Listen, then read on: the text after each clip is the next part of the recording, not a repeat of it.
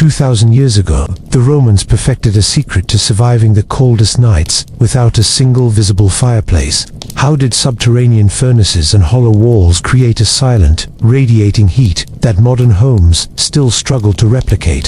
Step into the golden glow of ancient engineering that turned winter into a masterpiece. Welcome back, traveler, to Boring History, a quiet corner of the world where we leave behind the noise of today and gently wander into the stillness of the past. Here, the fires of history burn low and steady, casting long shadows over forgotten stories.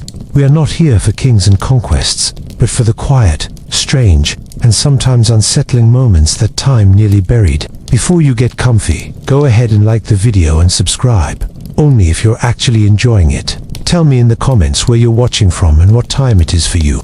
I'm always curious to see the mix of places and time zones hanging out here together.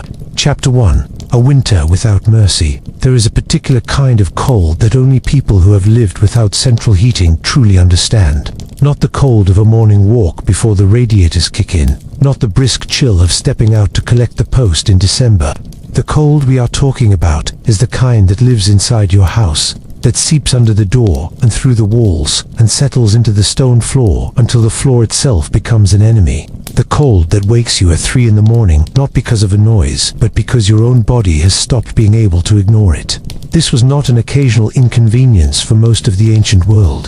This was simply winter, and winter lasted for months, and there was almost nothing you could do about it except endure it. To understand why Roman heating technology matters, why it deserves to be called one of the most quietly extraordinary achievements of the ancient world, you first have to understand what came before it. And what came before it, for the vast majority of human beings living in Europe and the Mediterranean for thousands of years, was a kind of misery that we have almost entirely forgotten how to imagine. Go back, then go back, past the Roman Empire, past its roads and aqueducts and legions, past the marble forums and the amphitheaters. Go back to the world that Rome was born into, and to the world that surrounded Rome, even at the height of its power, because the empire never touched every village, and the technologies of Rome never reached every corner of the lands it claimed. For most ordinary people, in most places, across almost all of human history up to this point, winter was a season you survived or you did not. The earliest human responses to cold were,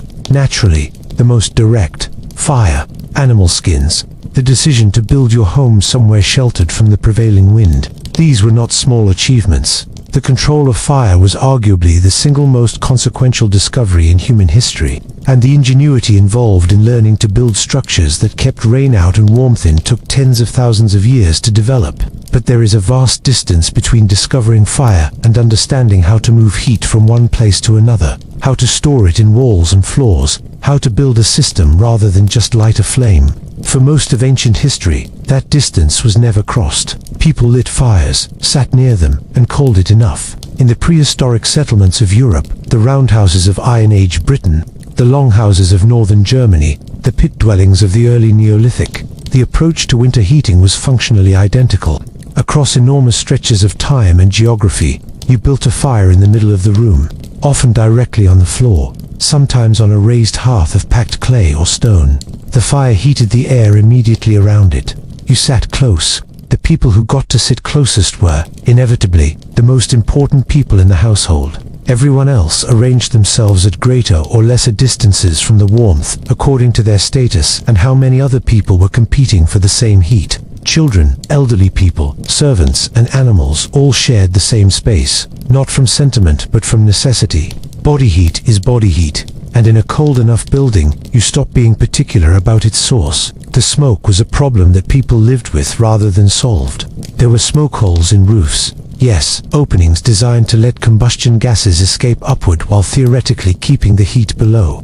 In practice, these holes let in rain and wind as readily as they let out smoke, and the interior of most ancient houses would have been dim, acrid, and perpetually hazy in winter.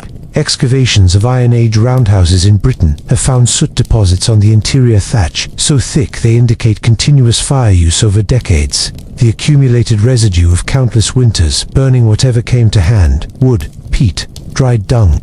The people who lived in these buildings breathed that air every night of every winter of their lives. Chronic respiratory problems in ancient skeletal remains are common.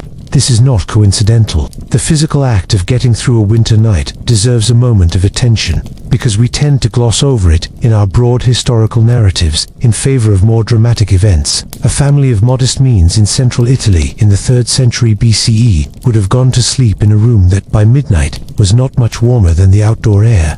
They slept in layers, wool tunics, heavier cloaks used as blankets, perhaps a straw mattress above a stone or packed earth floor. No glass in the windows, shutters at best, which kept out rain but let in cold air through their gaps. The hearth, where there was one, was in the main room of the house, and the bedrooms were simply cold. Children slept in piles for warmth. Old people who could not generate enough body heat through the night simply did not always wake up in the morning. This sounds extreme. It was ordinary. In the Mediterranean world, the situation was somewhat different, but not fundamentally better. The climate of the Italian peninsula, Greece, and the wider Mediterranean basin is often imagined as uniformly warm, a land of olive groves and sun-warmed stone. This is true in summer. In winter, it is not. Rome itself sits at a latitude roughly equivalent to northern Spain or the mid-Atlantic coast of the United States, and Roman winters were cold enough to produce snow in the city on a regular basis. Ancient writers mention it frequently enough that it was clearly not remarkable, just an expected feature of the season. In the highlands of central Italy, in the Apennine Mountains, winters were genuinely harsh. In the Po Valley of northern Italy, which Rome absorbed early and which became one of its most productive agricultural regions, winters could be brutal. The Greek and Anatolian cities that came under Roman influence were no different. Even Athens gets cold in January. Even Alexandria sees temperatures that, without indoor heating, would make a stone house deeply uncomfortable. The standard Greek and early Roman response to winter cold was the brazier, a portable metal vessel, bronze or iron, sometimes ceramic, in which charcoal was burned. It produced heat without a great deal of flame. It could be moved from room to room, and it did not require the construction of a permanent hearth. The Greeks called it a pyra or eskyra in various contexts. The Romans called it a hypocaust. A good charcoal brazier can produce meaningful heat in a small room. A Roman dining room with 2 or 3 braziers burning during a winter dinner would have been tolerably warm, at least for the people sitting at the table rather than standing against the walls. But braziers had a serious problem. Charcoal burning in an enclosed space produces carbon monoxide. The Romans knew something was dangerous about prolonged brazier use in sealed rooms. There are ancient accounts of people becoming ill or dying from what they described as the fumes, but they did not have the chemistry to understand exactly what was happening. What they knew was that you had to leave some ventilation, that you could not burn braziers in a fully sealed room overnight, and that the heat they produced was not sufficient to warm a large space or maintain comfortable temperatures through a cold night without constant tending. Braziers worked for an evening of entertainment. They did not solve the problem of the winter house. They were a stopgap, a partial answer to a question that needed a complete one. Consider what this meant in practical terms for the ordinary person. Your house in winter was cold. Not uncomfortable in the modern sense, genuinely cold. The kind of cold that affects your ability to think clearly, to use your hands with precision, to sleep properly and wake rested. You wore your heaviest clothing indoors. You probably wore something on your head. If you were wealthy enough to own them, you had heavier blankets and sleeping arrangements that allowed multiple people to share body heat. If you were poor, you made do with what you had, which was often not much, and you endured. The impact on health was significant. Cold itself is not directly lethal to healthy adults in the temperature ranges experienced in Mediterranean and European winters, but it is profoundly debilitating. It suppresses immune function in ways that modern medicine has now documented in some detail. It makes respiratory infections more severe. It makes the complications of childbirth and illness more dangerous. It kills the very young and the very old with a regularity that ancient sources record with a kind of resigned matter-of-factness. Roman tombstone inscriptions are full of children who died in winter months, full of elderly people who did not survive February. Some of this is illness. Winter was always the season of epidemic respiratory disease, of what the ancients called various forms of febris or fever, but the cold itself was a contributing factor. A body already fighting a respiratory infection in a cold, damp room is fighting on two fronts simultaneously, with diminished resources on both. For agricultural communities, winter also meant the end of productive outdoor work and the beginning of a season that simply had to be gotten through. Stored food had to last. Animals kept in or near the house both consumed that stored food and provided some supplementary warmth. There is archaeological and historical evidence from across pre-Roman Europe of humans and their livestock sharing living space during the winter months. The animals in the lower section of the building, their body heat rising to the human quarters above.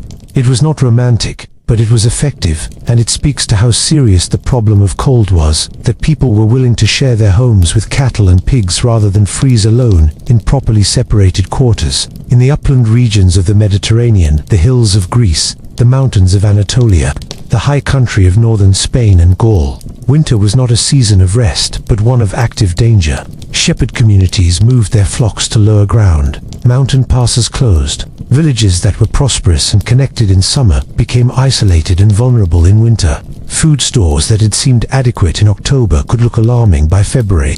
The Roman writers who came from or traveled to these regions wrote about winter in the mountains with a genuine unease that was not affectation. Livy describes Hannibal's crossing of the Alps in language that conveys cold as a military force, an enemy that killed soldiers as effectively as any adversary Rome had faced. Soldiers slipping on frozen paths, men dying overnight from exposure in their tents, animals lost in snowdrifts. These accounts are not rhetorical flourish. They are descriptions of what cold at altitude actually does to human beings and to military campaigns that attempt to ignore it. The Roman legions that campaigned in winter conditions experienced cold as a tactical and logistical problem as much as a human one. Soldiers on campaign in northern Gaul, in the Rhineland, in the Danubian provinces, faced temperatures that could kill without combat.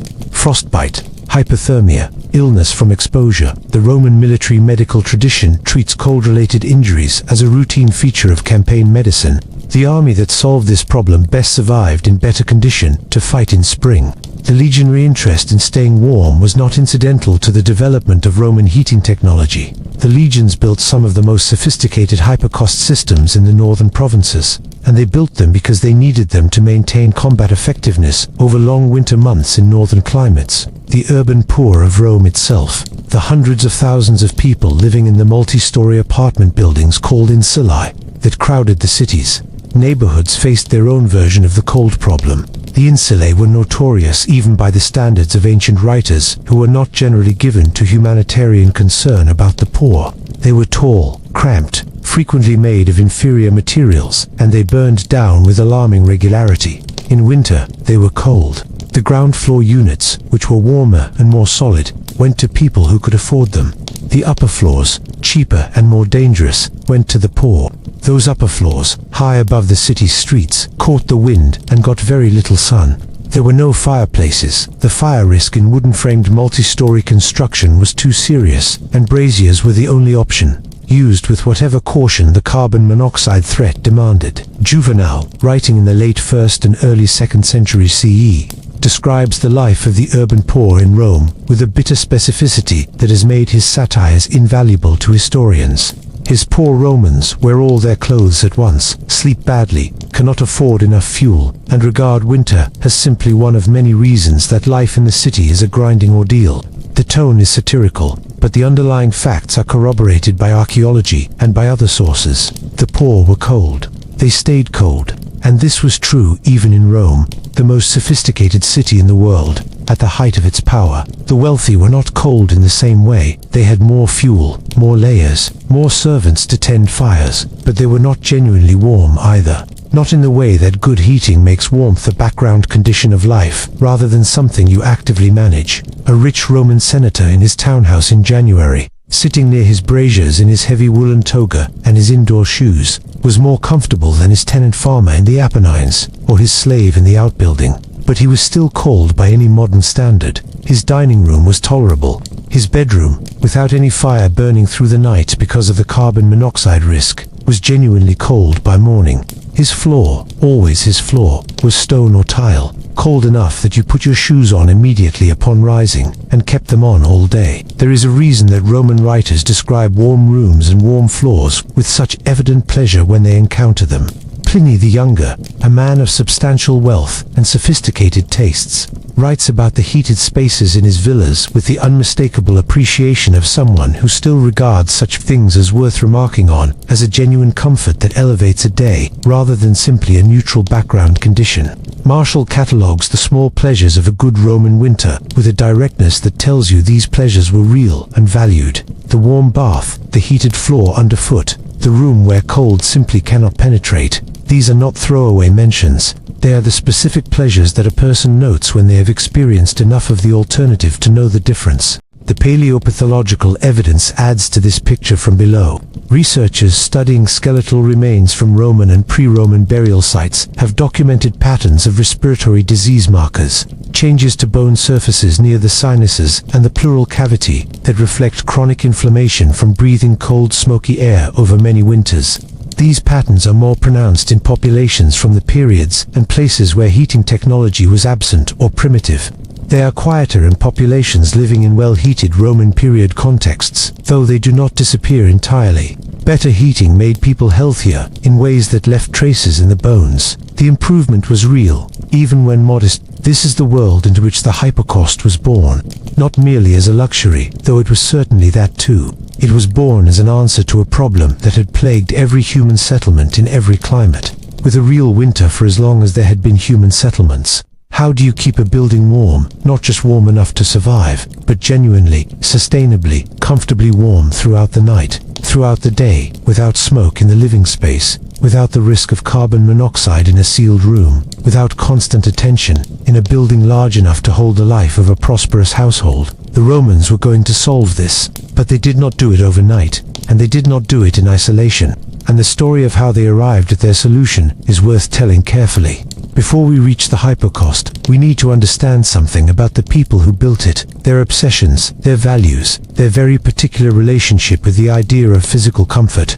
Because the hypocaust was not just an engineering achievement, it was the product of a culture that had decided, more firmly than most cultures before or since, that comfort was not a guilty pleasure, but a sign of civilization itself. That warmth was not something to be merely survived, but something to be designed for, constructed, and enjoyed without apology. For now, sit with the cold that pressed in through every wall of every house, in every winter that anyone had ever lived through. From the first shelters of the Neolithic to the howling January winds off the Tiber in the early Republic. That cold was real. It was constant.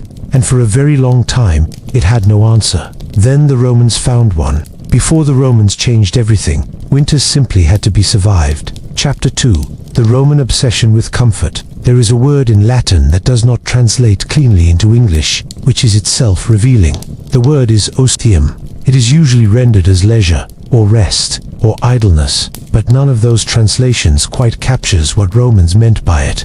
Osium was not merely the absence of work. It was a cultivated state, a deliberate condition of ease, refinement, and unhurried pleasure that the Romans regarded not as laziness but as the rightful reward of a civilized man. Its opposite was negotium, business, the grinding necessary engagement with the world's demands. Otium was what you were doing the business for. It was the point. Understanding osium is essential to understanding why Roman heating technology developed the way it did. The Greeks, from whom Rome borrowed so much, had a related concept in shoal, the leisure that made philosophy and culture possible. But the Roman version had a physical specificity to it that the Greek philosophical ideal sometimes lacked. Roman otium was not just a state of mind, it was a physical setting. It required the right room, the right temperature, the right quality of air, the right floor under your feet. It was, in a sense, an interior design project as much as a philosophical one, and that physical specificity drove Roman elites to invest extraordinary resources in making their built environments as comfortable as it was possible to make them. This is where the story of Roman heating truly begins, not in the engineering workshops but in the dining rooms and country retreats of the Roman upper class. In the very particular cultural pressure that made comfort not a private indulgence but a social statement. Rome, by the 2nd century BCE, was becoming extraordinarily wealthy. The conquest of Greece and the Eastern Mediterranean had brought not just territory and tribute, but ideas about art, about philosophy, about what a cultivated life looked like. The Romans absorbed Greek culture with an enthusiasm that was sometimes intellectually serious and sometimes closer to what we might today call luxury consumption. Greek statues filled Roman houses. Greek cooks commanded extraordinary prices. Greek tutors educated Roman children, and Greek ideas about the importance of the symposium, the civilized gathering of educated men for food, wine, and conversation, became filtered through a Roman sensibility that was, if anything, even more interested in the physical setting of that gathering than the Greeks themselves had been. The Roman triclinium, the dining room, became the arena in which this cultural ambition expressed itself most forcefully. These were not merely functional eating spaces. They were stages for the performance of wealth, taste, and Roman identity. The floors were covered in elaborate mosaics depicting mythological scenes, marine life, agricultural abundance, geometric patterns of breathtaking complexity. The walls were painted with architectural illusions and landscape scenes. The furniture was made of citrus wood and ivory and silver. The couches on which guests reclined were padded with expensive cushions. The silverware, at the tables of the truly wealthy, was ostentatiously magnificent. Pliny the Elder writes with barely concealed disgust about men who owned table services of pure gold and silver, worth more than the annual income of a province. Into this setting, cold floors and drafty rooms were simply intolerable, not merely uncomfortable, socially wrong. A man who invited guests to recline on his couches in a cold room was not just failing to provide comfort, he was failing to provide the right conditions for otium. He was admitting, in some essential way, that his house was not the controlled, civilized environment that a proper Roman home was supposed to be. Cold was something that happened outdoors, to soldiers on campaign, to farmers in their fields, to slaves in their outbuildings. Cold was the condition of the uncivilized world. It should not penetrate the Roman house. This was not an attitude that emerged overnight. It developed gradually through the late Republic and early Empire, as Rome's wealth grew and as contact with the sophisticated material culture of the Greek East reset expectations about what a comfortable life looked like. The Romans of the early Republic were, by later standards, austere. Seneca the Younger makes this point explicitly when he visits the old villa of Scipio Africanus and finds the bathing facilities shockingly primitive by contemporary standards. The bathing rooms were small and dark. There were no proper heated chambers. Scipio washed in the same water that soaked his work-roughened hands after exercise. Seneca uses this as a philosophical argument for the virtue of simplicity, but the subtext is clear. By the 1st century CE, anyone with pretensions to civilized living was expected to have proper heating in their baths and main reception rooms. What Scipio had tolerated as a soldier's discipline, a wealthy Roman of the imperial period would have considered a hardship imposed on him by poverty of imagination or means. Pliny the Younger, who was exactly the kind of wealthy, cultured, meticulously self-aware Roman aristocrat who embodied the ideal of otium, described his villas in letters that read almost like architectural manifestos. He knew which rooms faced which direction and why, which caught the morning sun, which retained afternoon warmth, which could be used comfortably in different seasons. He knew where he wanted to sit, to write, and whether that room was warm enough. He described his Laurentine villa near the coast south of Rome with an attention to thermal performance that would not be out of place in a modern architect's brief, which rooms had underfloor heating, which had heated walls, how the different dining and reception spaces were arranged to make the most of available warmth at different times of day and year. He describes one room in his Laurentine villa that he particularly loves in winter. It projects slightly from the main body of the building, catching sun from multiple angles, with windows that can be opened or closed to regulate temperature and the warmth of the sunlight gathered by the glass on cold, bright days. He writes about it with the pleasure of a man who has thought carefully about the physics of his building and is satisfied with the result. This is not an account of passive enjoyment. It is an account of active design, of a client who specified what he wanted, and an architect who delivered it, working within a tradition sophisticated enough to achieve these results reliably. The Roman body was not something to be mortified or transcended, or simply ignored in the pursuit of higher purposes. It was something to be looked after, maintained in good working order, and provided with what it needed. This sounds obvious until you consider how many cultures, Both ancient and more recent have taken the opposite view, that bodily discomfort is either irrelevant, morally improving, or simply unavoidable, and therefore not worth investing resources in preventing. Roman elite culture took none of these positions. Bodily comfort was good, discomfort was bad.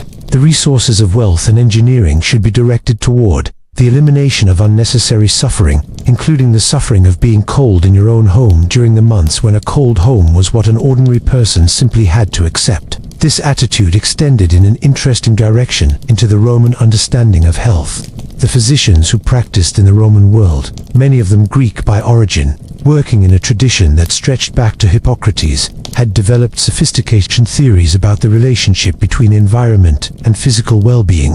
Cold, damp air was understood to weaken the body. Warm, dry air was understood to strengthen it. The pneuma, the vital spirit thought to animate the body and govern its functions, was believed to work better in warmth and sluggishly in cold. These were not precise biomedical claims by modern standards, but they were not entirely wrong either, and they gave the Roman enthusiasm for warm buildings a theoretical medical justification on top of its social and cultural ones. Staying warm was not merely pleasurable, it was, by the best medical understanding available, genuinely healthy. Galen, the great medical authority of the 2nd century CE, whose influence on Western medicine lasted for over 1,000 years, wrote extensively about the importance of environment to health. He recommended warm baths for a wide range of conditions. He discussed the relative therapeutic benefits of different kinds of warmth, dry heat versus moist heat, gradual warming versus sudden exposure. He was not directly responsible for the design of Roman heating systems, but he operated in a culture where the importance of warmth to human well-being was taken seriously at every level of intellectual life, from the philosophers discussing osium to the doctors prescribing hot baths, to the engineers who made both possible. When a Roman aristocrat invested in properly heating his villa, his physician would confirm that he was also, in doing so, investing in his health. The cultural and medical rationales for thermal comfort reinforced each other perfectly and continuously. The Roman baths, the great public thermae, and the smaller balnea that existed in virtually every Roman town of any size, were the most visible institutional expression of this cultural commitment to warmth as a component of civilized life. The scale of investment in public bathing in the Roman world is, even by modern standards, remarkable. The baths of Caracalla in Rome, built in the early 3rd century CE, could accommodate somewhere between 6,000 and 10,000 bathers simultaneously. The complex covered more than 11 hectares. The main bathing hall alone had a vaulted ceiling over 30 meters high. The heating system that kept this building warm required an enormous network of furnaces, vast quantities of wood, and teams of workers operating continuously to maintain the temperatures required in the different bathing rooms. And this was not exceptional. Every significant Roman city had at least one major bath complex. Aquisuli's modern bath in England had a bathing complex of extraordinary sophistication in what was fair, by Roman standards, a fairly provincial outpost at the far northwestern edge of the empire. Lepsis Magna in North Africa had baths that would have seemed impressive in Rome itself. Ephesus had multiple large bath complexes, serving a city of perhaps 200,000 people. The Roman commitment to providing heated bathing facilities was not a luxury reserved for the capital. It was, in some sense, what Roman urbanism meant. Where there was a Roman city, there were Roman baths. Where there were Roman baths, there was heating technology, operating daily, maintained by a substantial workforce dedicated entirely to the management of warmth. The social function of the baths was multiple and complex. They were places of hygiene, certainly, but Roman hygiene extended well beyond the merely functional. The bath routine, the exercise yard, the warm room, the hot room, the cold plunge, the massage, the oil, the scraping with the curved metal strigil, was a ritual of the body that Romans of almost all classes participated in daily. Seneca, famously, lived above a bath complex and wrote a letter to a friend describing the noise that drifted up through the floor, the slap of hands on oiled flesh during massage, the grunts of men exercising with lead weights, the shrieks of men having their body hair removed, the splashing of men who enjoyed diving in with as much noise as possible. The bath was not a hushed, contemplative space. It was the loudest and most social building in any Roman town, the place where you met your friends, overheard your enemies, conducted business, and demonstrated your place in the community simply by being there. This democratizing function of Roman bathing culture is important for the broader story of heating technology. The hypocaust system began as a technology for elite private use, developed in the context of luxury bathing and villa construction by and for the very wealthy.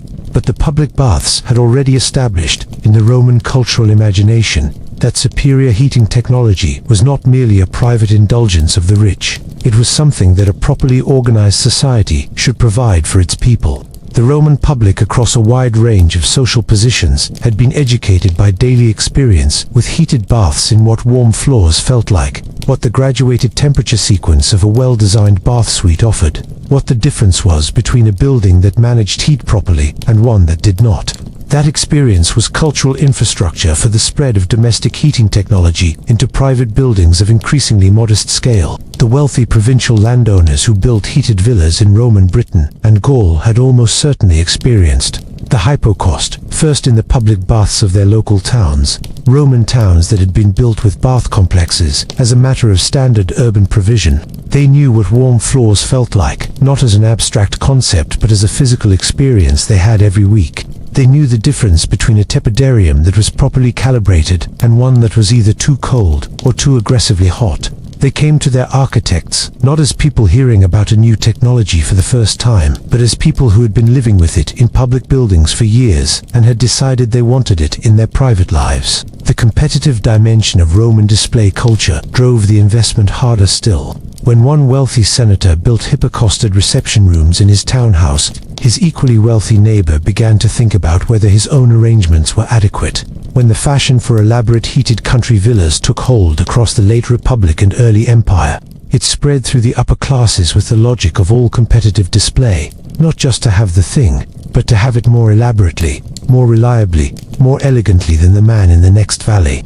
Roman poets and satirists of the period are full of this dynamic. Martial mocking the man who has installed heating he cannot properly afford to operate. Pliny admiring arrangements at a friend's villa and mentally comparing them to his own Statius, writing poems in praise of villas whose heated facilities were among the architectural details he chose to celebrate. The relationship between Roman display culture and the demand for thermal comfort operated at several levels simultaneously. A warm house was a sign of wealth. It cost money to build and operate a hypocaust, and the people who had one were, at minimum, people who could afford the investment. But the display went beyond mere cost. A heated reception room with a fine mosaic floor was a room that invited guests to remove their outdoor footwear, to feel the warmth rising through the tiles, to understand immediately and physically that they were in a house that commanded the resources and the judgment to provide this experience. Cold was not just uncomfortable. Cold was, in the social calculus of the Roman elite, an admission of failure. There is something worth pausing on here. It is easy to read all of this as simply a story about rich people wanting to be comfortable and finding engineers to provide it. That is part of the story, but it misses something. The Roman investment in thermal comfort, in baths, in heated villas, in the engineering systems that made them possible, also represented a genuine extension of Roman ideas about the proper conditions of human life. Osium was an ideal, but like many Roman ideals, it had a universalizing tendency. The same culture that built elaborate heated villas for senators also built free public baths for the urban poor. The same culture that developed sophisticated heating systems for country retreats also heated the bathhouses on Hadrian's Wall for soldiers at the edge of the known world. The comfort was not equally distributed.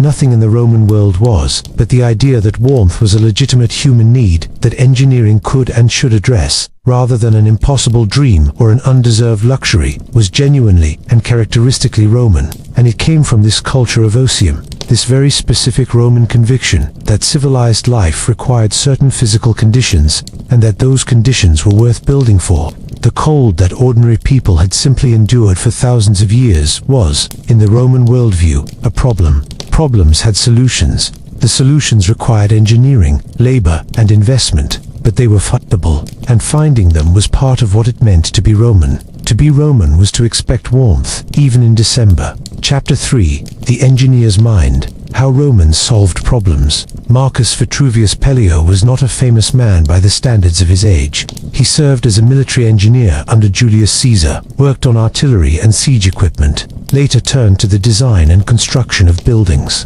And somewhere in the reign of Augustus, probably in the last decade of the 1st century BCE, he wrote a book. He addressed it to the emperor himself, which was either audacious or simply practical. Augustus was at that moment rebuilding Rome on a scale that had not been attempted before and would not be attempted again, and Vitruvius wanted the emperor to understand what good building actually required. The book he wrote was De Architectura, 10 volumes on architecture, engineering, and the theory of construction. It is the only surviving architectural treatise from antiquity, and it is extraordinary, not because Vitruvius was necessarily the greatest architect or engineer of his time. He was probably not, but because of what the book reveals about how educated Romans thought about building, which is to say, how they thought about the relationship between systematic knowledge and the physical world. Vitruvius opens with a proposition that would have struck many ancient thinkers from other traditions as somewhat odd. He argues that the architect must be a person of broad education, must know history, philosophy, music, medicine, law, and astronomy, in addition to the practical skills of drawing and construction. His reasoning is not that these subjects are decorative accomplishments signaling cultivation. His reasoning is that an architect who does not understand medicine will not know how to orient a building for the health of its inhabitants. An architect who does not understand astronomy will not know how to calculate sun angles and shadow patterns through different seasons. An architect who does not understand the physical properties of materials will not know which stone is suitable for which structural load. Knowledge was not separate from practice in Vitruvius's conception. It was what made practice possible, and the architect who lacked it was not merely less educated, he was less competent, liable to make buildings that failed their occupants in invisible but important ways. This is the intellectual tradition from which Roman heating technology emerged. Not tinkering, not happy accident, careful, cross-disciplinary thinking about the physical world, applied to specific practical problems by people who had been trained to take both the thinking and the practice seriously. Vitruvius devotes specific attention to heating in his 10 volumes, and what he says is worth examining in some detail because it reveals exactly how a Roman engineer approached the thermal design problem. In Book 5, discussing the design of baths, he lays out principles for the orientation of heated rooms. They should face southwest and west to capture the afternoon and evening sun when the baths are typically busiest, and to accumulate solar warmth through the day that supplements the hypocaust heat during peak occupancy. He discusses the importance of windows with multiple panes of glass or translucent stone in bath buildings to admit light while retaining heat. He explains the principle of the suspended floor, that hot air from the furnace should circulate beneath the raised floor and rise through hollow walls to exit through vents at the top, heating the room from below and the sides simultaneously. He treats all of this as a unified system whose components interact, and he discusses the engineering rationale for each choice. This is writing of a high practical order. It is systematic, it is based on real building experience rather than theoretical speculation, and it is organized around the concept of performance rather than mere appearance. Vitruvius had watched hypocaust systems built and operated. He had compared buildings that heated well with buildings that did not, and he had formed views about why the differences existed. The recommendations he makes about furnace position, floor height, wall tube dimensions, window orientation come from that accumulated observation. He is not describing what a hypocaust is in the abstract. He is telling his reader how to build one that actually works. The Romans were heirs to the longest continuous tradition of practical engineering in the ancient world. They had inherited from the Etruscans the sophisticated civilization that preceded them in central Italy, a knowledge of drainage, earthworks, and construction in stone and fired clay that was already highly developed before Rome became a significant power. The great Cloaca Maxima, the main sewer of Rome that drains the valley of the Forum into the Tiber, was originally an Etruscan construction, probably dating to the 6th century BCE, that Rome inherited, expanded, and maintained across the entire span of its history. The Romans built on what the Etruscans had known, and they built on it for centuries before they began adding the Greek intellectual tradition to their practical inheritance. The Greek contribution was different in kind. The Greeks, particularly the thinkers of the 5th and 4th centuries BCE, and the practical engineers and mathematicians who came after them in the Hellenistic period, had developed theoretical frameworks for understanding nature that were unlike anything the Romans had inherited from their Italic predecessors. Geometry, hydrostatics, the mechanics of levers and pulleys, the behavior of gases and heat. Greek thinkers had made genuine progress on all of these, and when Rome conquered the Greek world in the 2nd and 1st centuries BCE, it acquired access to this theoretical knowledge, along with the territory and the art and the craftsman. The most practically important Greek engineer for Roman heating technology was probably Hero of Alexandria, who worked in the 1st century CE and wrote detailed technical treatises on pneumatics, mechanics, and the behavior of air and water that circulated widely in the educated Roman world. Hero understood that air expands when heated. He understood that this expansion could produce pressure and force. He built demonstration devices that harnessed steam and heated air to perform work. The famous eolipile that is sometimes cited as a primitive steam engine, automated theatrical devices, self-filling wine vessels that used the principle of communicating vessels. The theoretical underpinning of heated air circulation, the core principle on which the hypocaust rests, was fully articulated in the Hellenistic technical tradition that Roman architects and engineers had absorbed and taken seriously. The Romans, characteristically, were less interested in the theoretical demonstrations and more interested in the practical applications. They took what the Greeks had understood and asked, "What can we build with this?" Where the Greeks had demonstrated that heated air rises and moves from zones of higher to lower pressure, the Romans asked how to make use of that fact in the buildings where people actually lived and bathed. This is not a criticism of either civilization. It is a description of a genuine division of intellectual labor that, over several centuries, proved enormously productive. The theoretical knowledge generated by one tradition providing the conceptual tools that another tradition needed to build things the world had never seen before. The practical instruments of the Roman engineer were both physical and intellectual. On the physical side, they had surveying and measurement tools more accurate than anything previously available in the ancient world. The groma for establishing right angles and straight lines, which is why Roman roads are famous for their directness. The labella and corribits for leveling, essential for aqueducts and drainage, where the precise fall of water over long distances had to be calculated before a single stone was laid. They had cranes and hoisting equipment operated by human and animal power, capable of lifting massive stone elements to heights that would otherwise have required enormous earthen ramps. They had scaffolding systems and formwork for concrete vaulting, whose sophistication is still studied by structural engineers. They had Roman concrete opus cementitium, arguably their single greatest material innovation. This could be poured into complex forms, set underwater without losing strength, and in certain compositions achieved durabilities that modern materials scientists have found genuinely remarkable. The specific properties of Roman concrete, its resistance to cracking, its ability to actually grow stronger over centuries through continued mineral crystallization, have been the subject of recent research that identified the role of volcanic ash in producing these characteristics.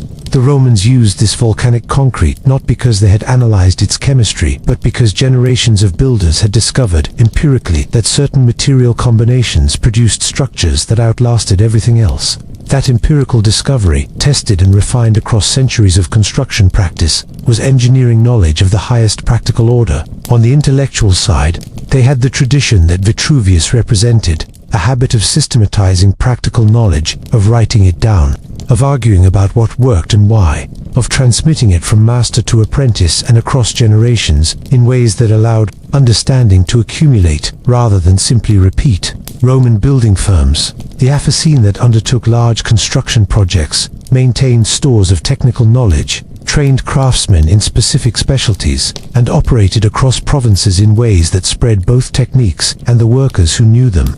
A solution developed for a bath complex in Rome could, within a generation, be in use in a villa in Britain or a military installation on the Rhine, carried there by craftsmen who had learned it at its source and could teach it to local workers in new places. This mobility of technical knowledge is crucial to understanding how Roman heating technology spread so effectively. The hypocaust was not reinvented independently in each province. It was learned, transported, and adapted by craftsmen who had either seen it built or been trained by people who had. When archaeologists find hypocaust systems at Roman sites across Britain, in Fishburn Palace in Sussex, in the villas of Gloucestershire and Wiltshire, in the bath complexes of York and Chester and Carleon, they are looking at the end product of a chain of technical transmission that runs back to Italy and ultimately to whatever workshop first figured out that you could heat a floor by running hot air under it. The question of who first made that discovery is both interesting and somewhat contested. The traditional attribution is to a Roman entrepreneur named Gaius Sergius Orata, described in ancient sources as having invented, or at least popularized, the use of suspended floors with hot air circulation, probably in the late 2nd or early 1st century BCE. Orata was apparently a successful businessman who made money from fish farming. His name may derive from the sea bream he cultivated in artificial coastal pools and invested in real estate and the improvement of bathing facilities in the fashionable resort area around the Bay of Naples. The ancient sources describe him as an innovator in the luxury goods market, the kind of entrepreneurial figure who identified what wealthy Romans wanted before they knew they wanted it and found ways to provide it reliably. The attribution of the hypocaust to Orata may not tell the complete story. The principles of underfloor heating were probably known in cruder forms. Before him, there is some evidence of earlier experimentation in Hellenistic bath complexes in Greece, and the idea of channeling warm air under a raised floor is not conceptually very difficult to arrive at. What Orata appears to have done is develop the technology to a point of reliable, repeatable, practical use and then commercialize it aggressively, bringing it to the attention of wealthy clients in the most fashionable property market in the Roman world and demonstrating that it worked consistently. This is a recognizable kind of innovation. Not the first person to have an idea, but the first person to make the idea work well enough that others will pay for it. Understanding the materials is important here. Because the hypocaust was technically demanding, even if not conceptually elaborate, the key components were fired, ceramic, brick, and tile in various specialized forms, and their properties had to be well understood for the system to work reliably over years of intensive use. Roman-fired brick was produced to higher quality standards than much of what followed it in the medieval period. The Romans had developed efficient kiln technology and had professional brickmakers who understood their raw materials and worked to consistent standards of firing temperature and clay composition. The specialized tile pillars, the pilae, were produced in standardized sizes and shapes that could be stacked to the required height and relied upon to bear the weight of the floor above without cracking under thermal stress. The mortar that held these systems together had to survive repeated cycles of heating and cooling, expansion and contraction without failing. Roman engineers understood, from long experience with bath construction, that certain mixes of lime and volcanic pozzolana sand produced mortar with superior thermal properties. The volcanic materials available in central Italy were not merely a geological convenience. Roman builders had learned specifically to seek them out because experience had shown they produced better results wherever heat and moisture were involved. The hollow wall tiles, the tubuli, required particularly careful manufacture. They were thinner than floor components. They experienced the greatest temperature differential between inner and outer surfaces, and in northern climates they faced the combination of high internal heat and cold external conditions that put maximum stress on the ceramic body and the mortar joints. Getting the clay body right, the firing temperature, the wall thickness, the geometry of the hollow space required the kind of integrated understanding of materials that only develops through many cycles of making, building, using, and observing what fails and what survives. This is the engineer's mind at work, not a genius moment of invention, but the patient accumulation of materials knowledge tested over generations of building practice and applied to a specific technical challenge. The hypocaust worked, not because someone was brilliant enough to imagine it, but because Roman engineering culture had developed the material knowledge, the craft skills, and the organizational capacity to build it reliably and to fix it when it broke. There is one more dimension of the Roman engineering tradition worth naming here before we move to the system itself: the role of enslaved labor in making it possible. Roman construction, like Roman agriculture and domestic life, rested on a foundation of coerced work that was both economically essential and largely unremarked upon in the written record. Vitruvius discusses the organization of building projects, the training of craftsmen, the supervision of large work sites. He does not dwell on the question of who, exactly, is doing the physical work. Some Roman craftsmen were free men or freedmen, liberated former slaves who had learned their trade in enslavement and continued practicing it as free persons. Some were independent contractors who owned their tools and sold their skills. But a large proportion of the labor on any major Roman construction project was enslaved. Once a hypocaust was built, it required continuous human attention through the winter months. Someone had to stoke the furnaces before dawn. Someone had to manage the wood supply, clear the ash, notice when something went wrong and organize the repair. That someone was almost certainly enslaved. The warm floors of Roman villas were kept warm by people who did not sleep on warm floors. That fact is part of the story of Roman engineering, not a footnote to it. We have the tradition, the tools, the materials, the cultural demand, and the labor that made it physical. Everything is in place. What the Romans built with all of it is the subject of our next chapter. They did not accept the world as they found it. Chapter 4, Fire Under the Earth, Birth of the Hypocaust. Get down on your hands and knees on the floor of the Roman bath complex at Chester's, on Hadrian's Wall in northern England, and press your palm flat against the exposed stone. The heating system has not functioned for 1600 years. The stone is cold, but look at what is underneath it. The rows of small fired clay pillars, each one about 60 centimeters tall, placed at regular intervals across the subfloor space, like a little forest of brick columns, their tops still bearing the remnants of the suspended tile floor they once supported.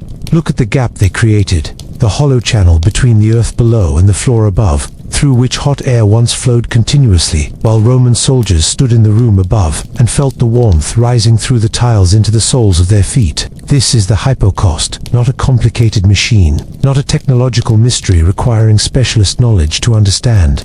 A hollow floor, a furnace at one end, a chimney at the other, and the simple physics of hot air moving from zones of high pressure to low, from the heat source to the exhaust, carrying its warmth through the building as it traveled. You could explain the principle to a moderately curious child in 3 sentences. The genius was not in the concept. The genius was in the execution, in making something so mechanically simple work so reliably, so efficiently, and so elegantly across such a wide range of building types and climatic conditions that it became the standard solution to winter cold across an empire stretching from Scotland to the Sahara. The word hypocaust comes from the Greek hypo under, and kostos burned, literally, burned underneath. It is a Greek name for what was, in its developed Roman form, primarily a Roman technology, which says something about the cultural relationship between the two civilizations. The Romans built things consistently. The Greeks named them frequently. The naming came later than the building. What Vitruvius described in the late 1st century BCE as an already established technology had been in practical development for at least a generation before he wrote about it, tested and refined in bath buildings across the Bay of Naples, and spreading steadily through the wealthy villa districts of the Italian coast. The physical anatomy of a Roman hypocaust system is worth describing carefully, because the clarity of its logic is part of what makes it so satisfying to understand, and because understanding the components separately is the only way to appreciate how well they work together. Start at the furnace, the praefurnium. This was typically a chamber built at one end of the heated space, sunk slightly below floor level, opening into the subfloor cavity through an arched or rectangular mouth. In a bath complex, there might be multiple praefurnia serving different heated rooms. The caldarium required a higher and more sustained temperature than the tepidarium, and its furnace would be either more powerful or more continuously and actively stoked. In a domestic villa, a single furnace might serve one or several heated rooms, depending on the size of the building and the ambitions of its owner. The furnace was always fed from the outside. There was an exterior access point where wood could be added and ash removed without the stoker needing to enter the heated rooms themselves. This was sensible both for convenience and for thermal efficiency. Every time a door opened into the heated space, warmth escaped. The fuel was almost certainly wood in most contexts, though charcoal was used in some higher temperature applications.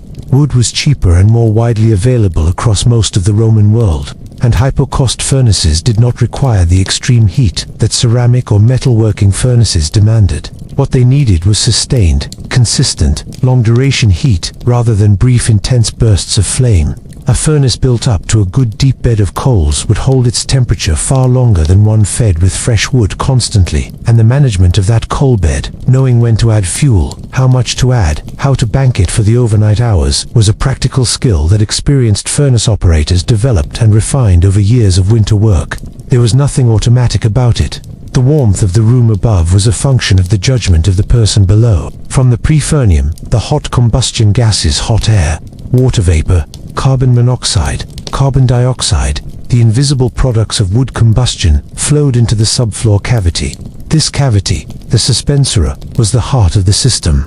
The floor above was raised on those rows of small square pillars, the pilae, that you can still see in excavated hypocaust chambers across the Roman world. The standard pilae was made of stacked square tiles, in Britain typically about 20 centimeters square, mortared together to a height somewhere between 30 and 90 centimeters, depending on the specific installation.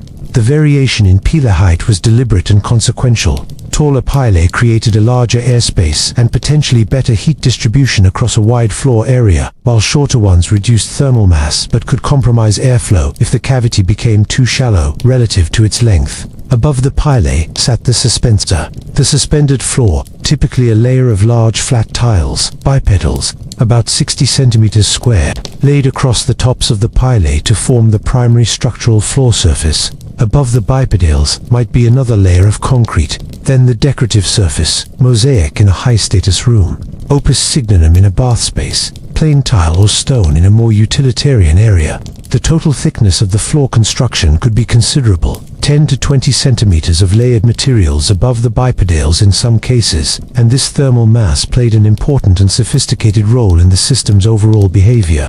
It meant that the floor was slow to reach full temperature, but also slow to cool. Once a hypocaust system had been running for several hours, the floor above it would retain its warmth for a considerable time, even if the furnace was damped down, carrying people through the cold early morning hours on heat stored in the stone and concrete from the night before. This thermal inertia was not a bug, it was a feature, and it is quite possible that Roman engineers understood it empirically even without being able to articulate it in the theoretical terms we would use today.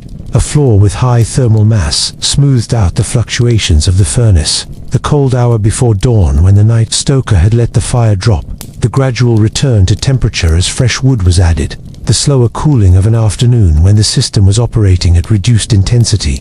The thick floor absorbed these fluctuations and presented a more consistent temperature to the room above.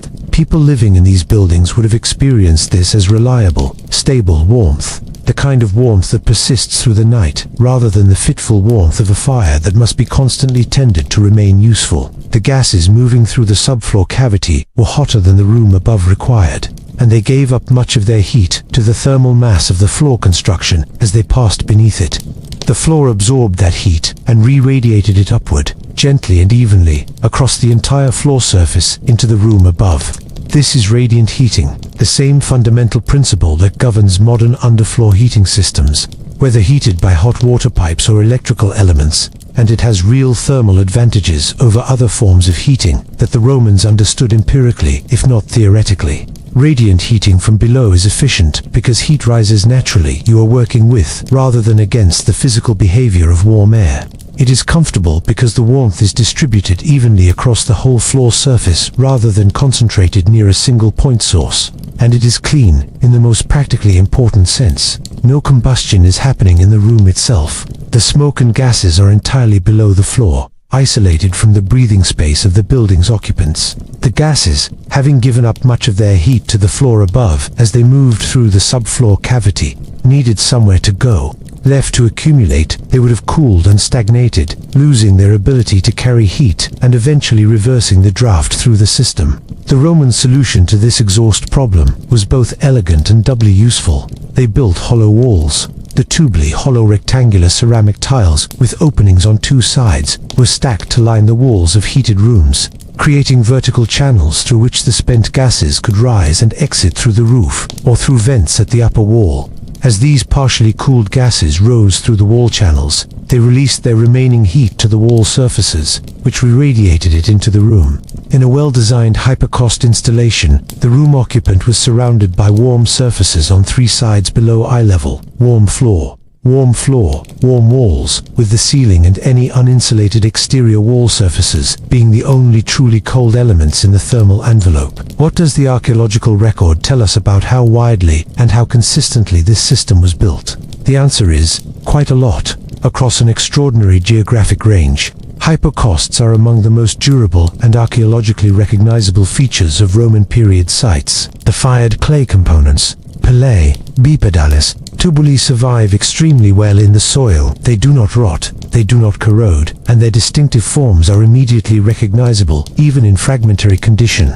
Hypocaust systems have been excavated at Roman sites from Dura Europos on the Euphrates to Vindolanda on Hadrian's Wall, and the consistency of the basic technology across those distances is striking evidence of how effectively Roman technical knowledge moved through the empire. In Britain, at the cold and rainy northwest frontier, where the motivation to solve the heating problem was probably stronger than anywhere else in the empire, hypocaust systems are found in remarkable numbers and in a wide range of building types. The Roman villa at Fishburn in West Sussex, probably built in the late 1st century CE and possibly associated with the client king Cogidibnus, has hypocaust systems of exceptional quality.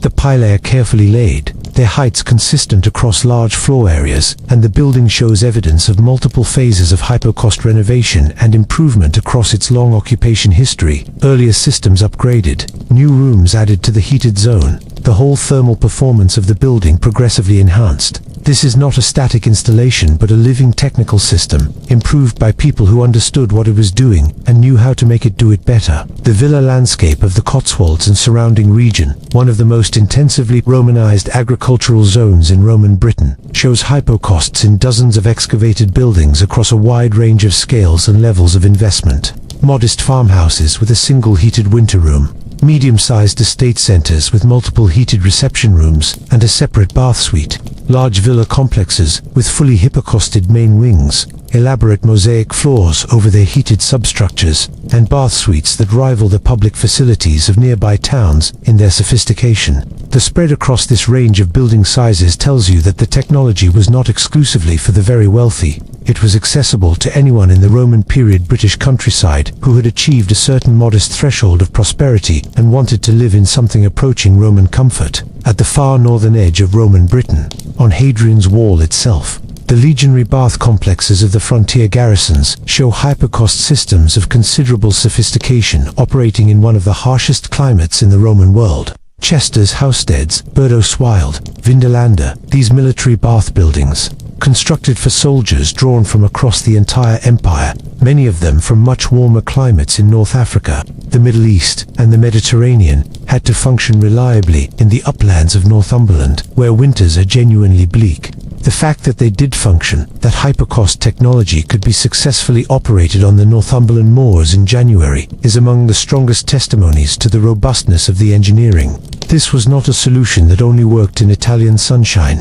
It worked in the cold and the wet and the wind of a northern frontier, maintained by soldiers who needed it to work and who had the engineering capability and the organizational discipline to keep it functional. In Germany, the Rhine frontier is similarly rich in hypocaust archaeology. The legionary fortresses at Cologne, Mainz, and Xanten were equipped with heated facilities of considerable elaboration. The Roman villa at Nennig, in the Saar Valley, dating to the 3rd century CE, has one of the most spectacular surviving Roman mosaic floors in the northern provinces, a vast hunting scene whose preservation is partly a consequence of the hypocaust system, beneath it being so well constructed that the building's main floor structure remained essentially intact, even as the walls above it collapsed over the following centuries.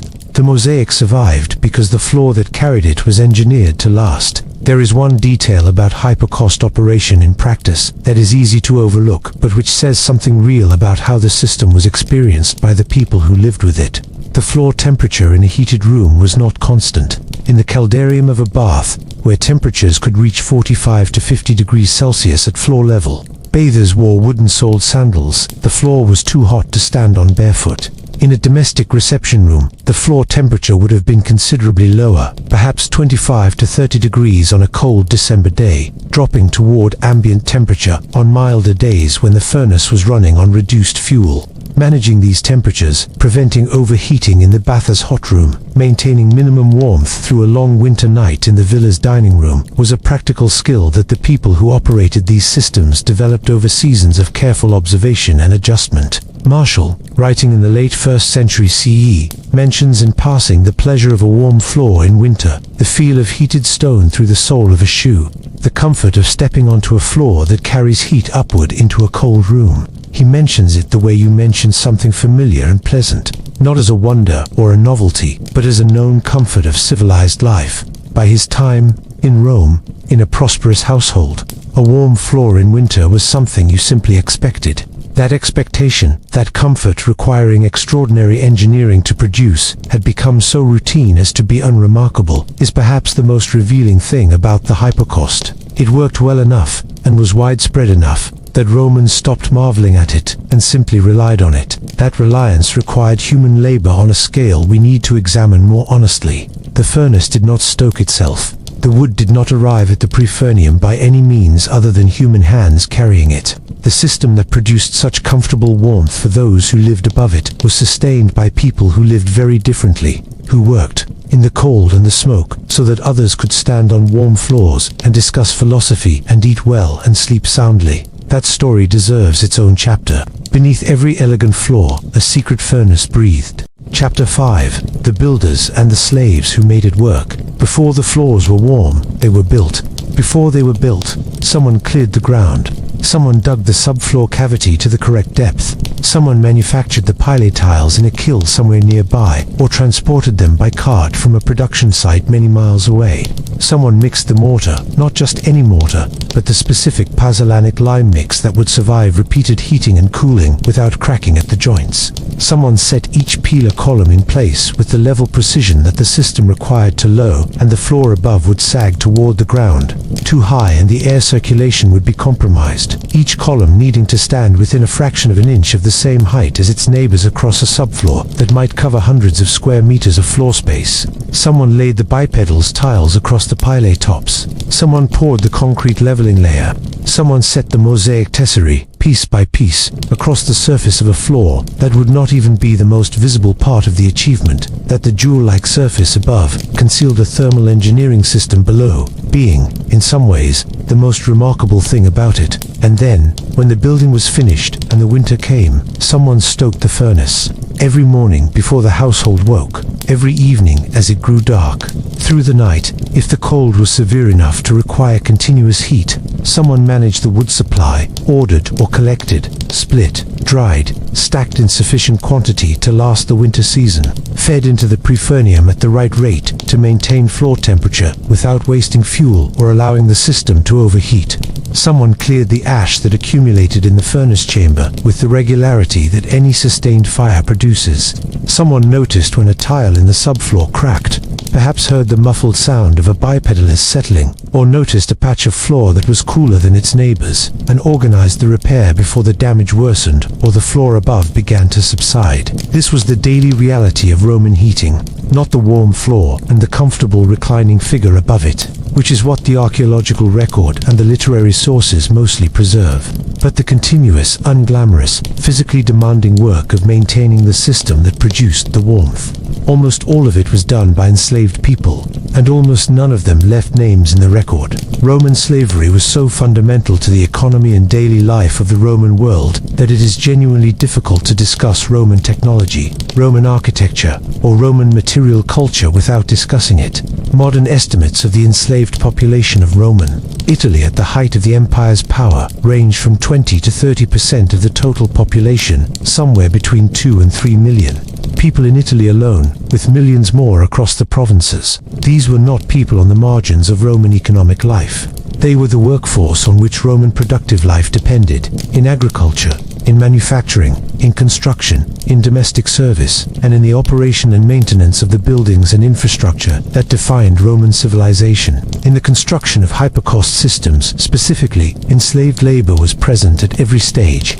the quarrying and transport of building materials, the operation of brick kilns, the mixing of concrete and mortar, the laying of tile work, all of this was performed largely by enslaved workers under the supervision of free craftsmen, contractors, or estate managers. Some skilled trades involved free craftsmen, the architecture itself, the detailed mosaic work, some of the fine tile setting were done by workers who had some control over their own labor.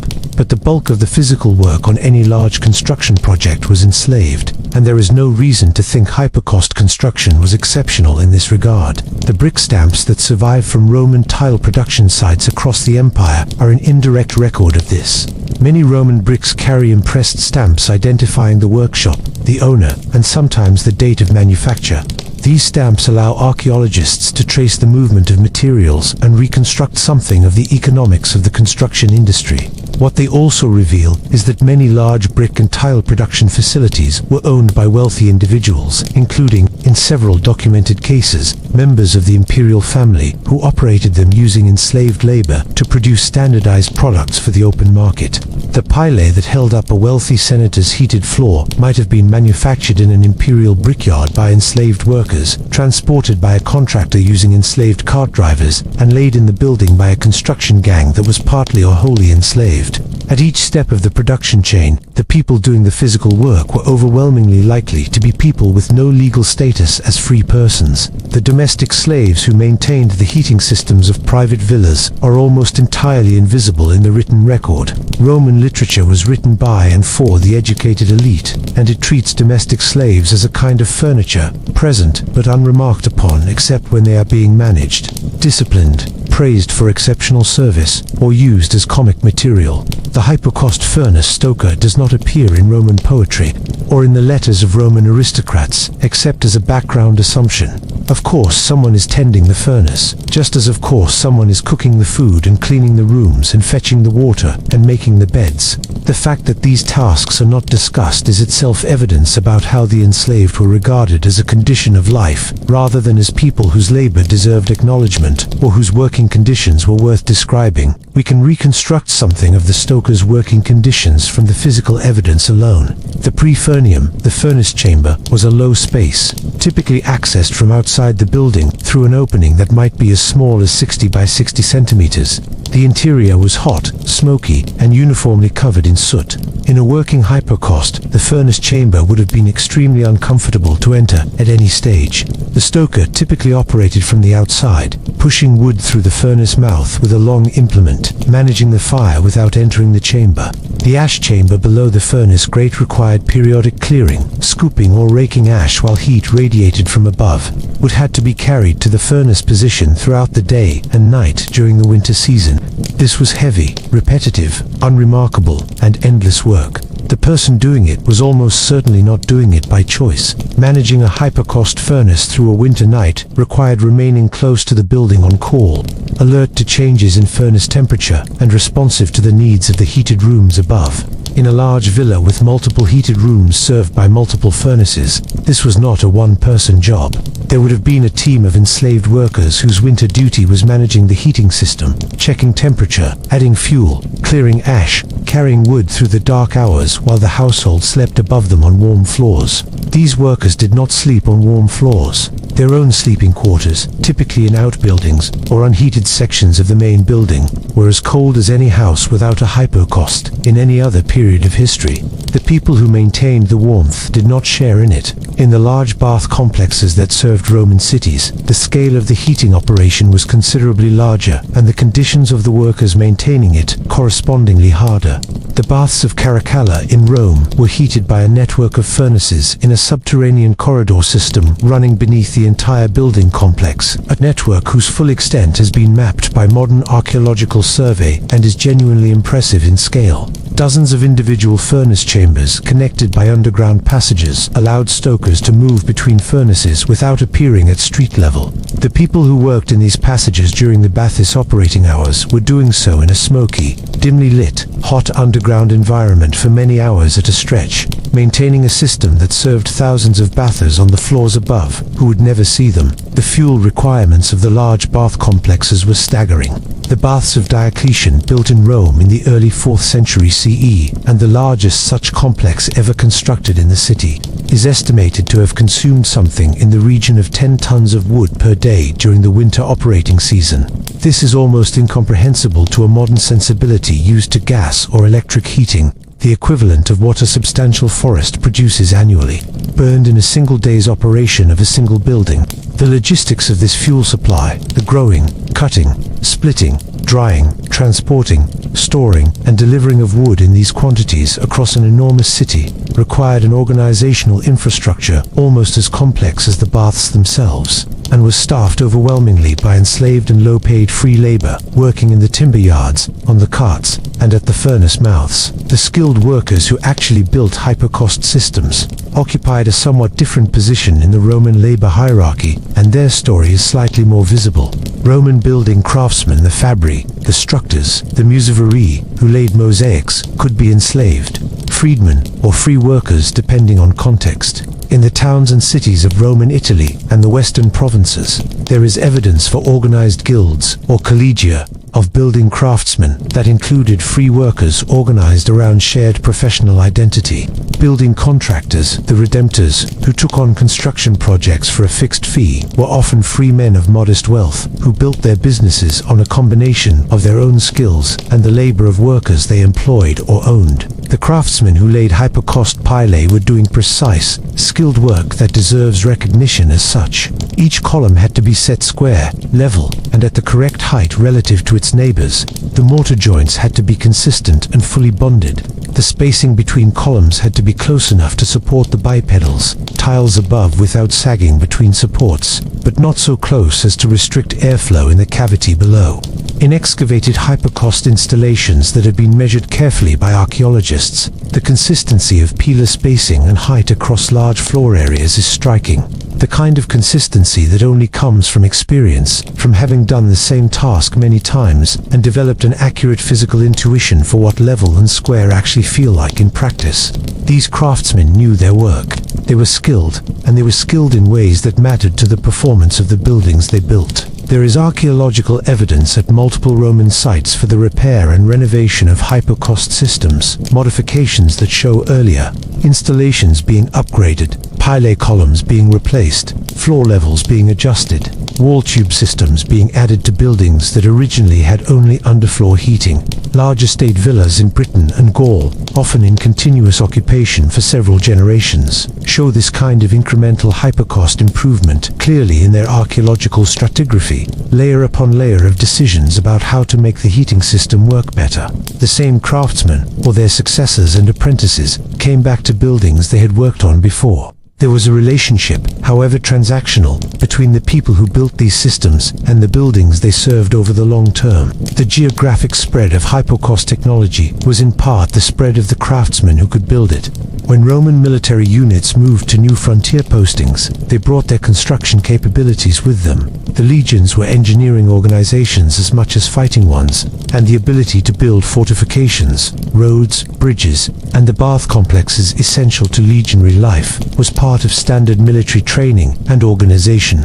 Legionary bath buildings along Hadrian's Wall, on the Rhine and Danube frontiers, in the eastern provinces. These were built by soldiers who had learned construction as part of their service, and they show a consistent standard of hypocaust construction that reflects the transmission of technical knowledge through military institutional channels across enormous distances. In the civilian sphere, the spread was less systematic, but similarly effective. The establishment of new Roman towns in Gaul, Britain, Spain, and North Africa brought with it the infrastructure of Roman bathing culture, including the heated bath complexes that introduced hypocaust technology to local populations who had no prior tradition of such things. Local craftsmen who worked alongside Roman builders on these projects learned the techniques and took them into their own subsequent work. Hypocaust construction appears in civilian buildings in the provincial cities of Roman Britain within a generation of the conquest, built by local craftsmen who had absorbed the technology from Roman examples and adapted it to local materials and local building traditions. This process of adaptation is visible in the details. British hypocaust pilae are often made from slightly different tile formats than Italian ones, reflecting different production capabilities of local tile yards. The mortar mixes used in British hypocausts sometimes reflect locally available materials, chalk, lime rather than volcanic lime, adjusted by craftsmen who understood the principles well enough to substitute materials while preserving function. The technology spread not as a rigid prescription, but as a set of principles that skilled people could implement with what they had. That adaptability was part of what made it durable. The enslaved stoker working in the furnace corridor of a Roman bath complex in January was a person with a life, with relationships, with an inner world, with feelings about their situation that we will never know because the record that has survived was not designed to preserve such things. The craftsman who laid mosaic tesserae over a hypocaust floor in a Gloucestershire villa was skilled, experienced, and in all likelihood took some pride in the precision of their work, as skilled people in every period tend to do, regardless of the conditions in which that work is performed. The building contractor who organized the construction of a hypocausted country house in Gaul was navigating a competitive market, managing a workforce of mixed legal status and varying skill, and trying to produce something that would still be standing in 30 years because his reputation depended on it. Roman heating technology was not made by abstract forces or faceless processes. It was made by people enslaved, freed, and free, whose labor, knowledge, and skill built and sustained one of the most genuinely impressive responses to human discomfort that the ancient world ever produced. The warm floor belongs to all of them, collectively, even when their names have been lost to time. The greatest single expression of that achievement, the place where the hypocaust was pushed to its most ambitious and elaborate development, was not the private villa. It was the public bath, and that is where our story turns next. Every warm floor rested on the labor of those who never felt its comfort. Chapter 6. The Baths, where the hypocaust perfected itself. Stand in the ruins of the Stabian Baths in Pompeii on a clear autumn morning, when the tourists are still thin on the ground and the excavated chambers are quiet, and you are standing in one of the oldest continuously used bath complexes in the Roman world, a building that was already several centuries old when Vesuvius buried it in 79 CE, and whose earliest phases predate the full development of the hypocaust by enough time that you can see, if you know where to look, the actual history of Roman heating technology written in the building's successive layers. The earliest sections of the Stabian Baths, dating to perhaps the 2nd century BCE, show heating arrangements that are rudimentary by later standards. Simple hearths, manual water heating in vessels carried to the bathers, no suspenser beneath the floor. Then, in later phases of construction, the hypocaust appears. The floors are raised on their pilae. The tubuli wall tiles are added in successive room upgrades. The furnace chambers are rebuilt and enlarged. You can read the architectural biography of an innovation in the physical fabric of a single building. Here is how they did it before the hypocaust. Here is how they did it after. And here in the changed stonework is the approximate moment they made the transition. The moment a building went from tolerably warm to genuinely, reliably heated in a way that changed what it was possible to offer to the people who used it. This is why the baths matter so much to the story of Roman heating. They were not merely users of the technology. They were, over several centuries, its laboratory, the places where hypocaust systems were built most often, operated most intensively, pushed to their thermal limits, and refined most systematically in response to what those limits revealed. The private villa owner who installed a hypocaust in his country retreat was buying a product that had already been tested and proven in hundreds of bath buildings across the Roman world. The confidence that allowed Roman architects to design fully hypocausted villa complexes in the cold and wet of northern Britain came from decades of cumulative experience operating similar systems in the baths of Rome and southern Italy, where the technology had been driven further and harder than in any other context. The Roman bath was not, in its origins, a complex institution. The earliest bath buildings in Republican Italy were modest, small rooms for washing, with water heated over fire in simple arrangements not fundamentally different from what any well-equipped household might manage. Bathing as a habit was widespread in Roman culture from early on. The Romans were among the more hygiene-conscious peoples of the ancient world, and public bathing appears in Italian towns from at least the 4th century BCE. But the elaborate, multi-temperature, socially complex institution we call the Roman bath developed over several centuries before reaching its mature form. The critical transformation happened in the late 2nd and early 1st centuries BCE, when two things converged: the massive influx of Greek cultural influence following Rome's conquest of the Eastern Mediterranean, and the development of reliable underfloor heating technology. The Greek gymnasium tradition, the deep association between physical exercise, communal bathing, and intellectual social life, gave Roman bathing culture its broader aspirations. The bath should be a place for the whole person, not merely a facility for cleanliness. The hypocaust gave Roman bath designers the technical tool to realize those aspirations by making possible the graduated temperature sequence: cool, warm, hot, and cool again, that the fully developed Roman bathing experience required. Without reliable underfloor heating, a multi-temperature bath sequence was very difficult to achieve and impossible to maintain consistently. You could heat water in individual vessels and pour it, but you could not hold a room at a steady, elevated temperature for hours at a time using portable heat sources alone, especially in winter, when the thermal losses through walls and roof were substantial. The hypocaust made it possible to design rooms that held their temperatures reliably. The caldarium staying hot through an afternoon's heavy use, the tepidarium staying warm without drifting toward room temperature, the transitions between spaces being smooth and predictable rather than dependent on the luck of the furnace and the outside weather. This reliability transformed the bath from a functional facility into an architectural and experiential journey through carefully controlled space and temperature. That journey was only possible because the engineers had learned to manage heat with sufficient precision. The fully developed Roman bath complex, as it existed by the 1st century CE, had a standard sequence of spaces that varied in their architectural expression, but was consistent in its fundamental thermal logic across the entire empire, from Britain to North Africa, from Spain to Syria. You entered through the changing room, the appetitorium, where you stripped and left your clothes in the care of attendants. Watching over clothing was a recognized enslaved occupation because theft in the baths was apparently common enough to require it. The dressing room was typically unheated or minimally heated, the first of the building's temperature zones. From the appetitorium, you moved to the exercise area. The palestra, typically an open courtyard where wrestling, ball games, and various forms of athletic training took place before bathing.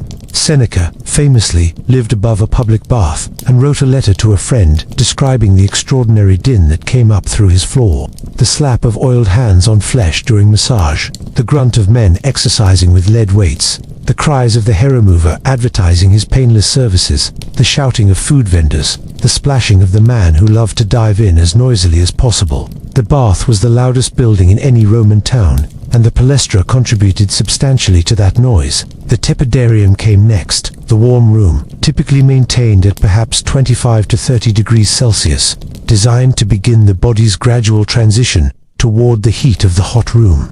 It was a preparatory space rather than a destination in itself, though some bathers lingered there, and it was often where the most sociable conversations happened, warm enough to be comfortable in light clothing, not so overwhelming as to demand the full physical attention that the caldarium required.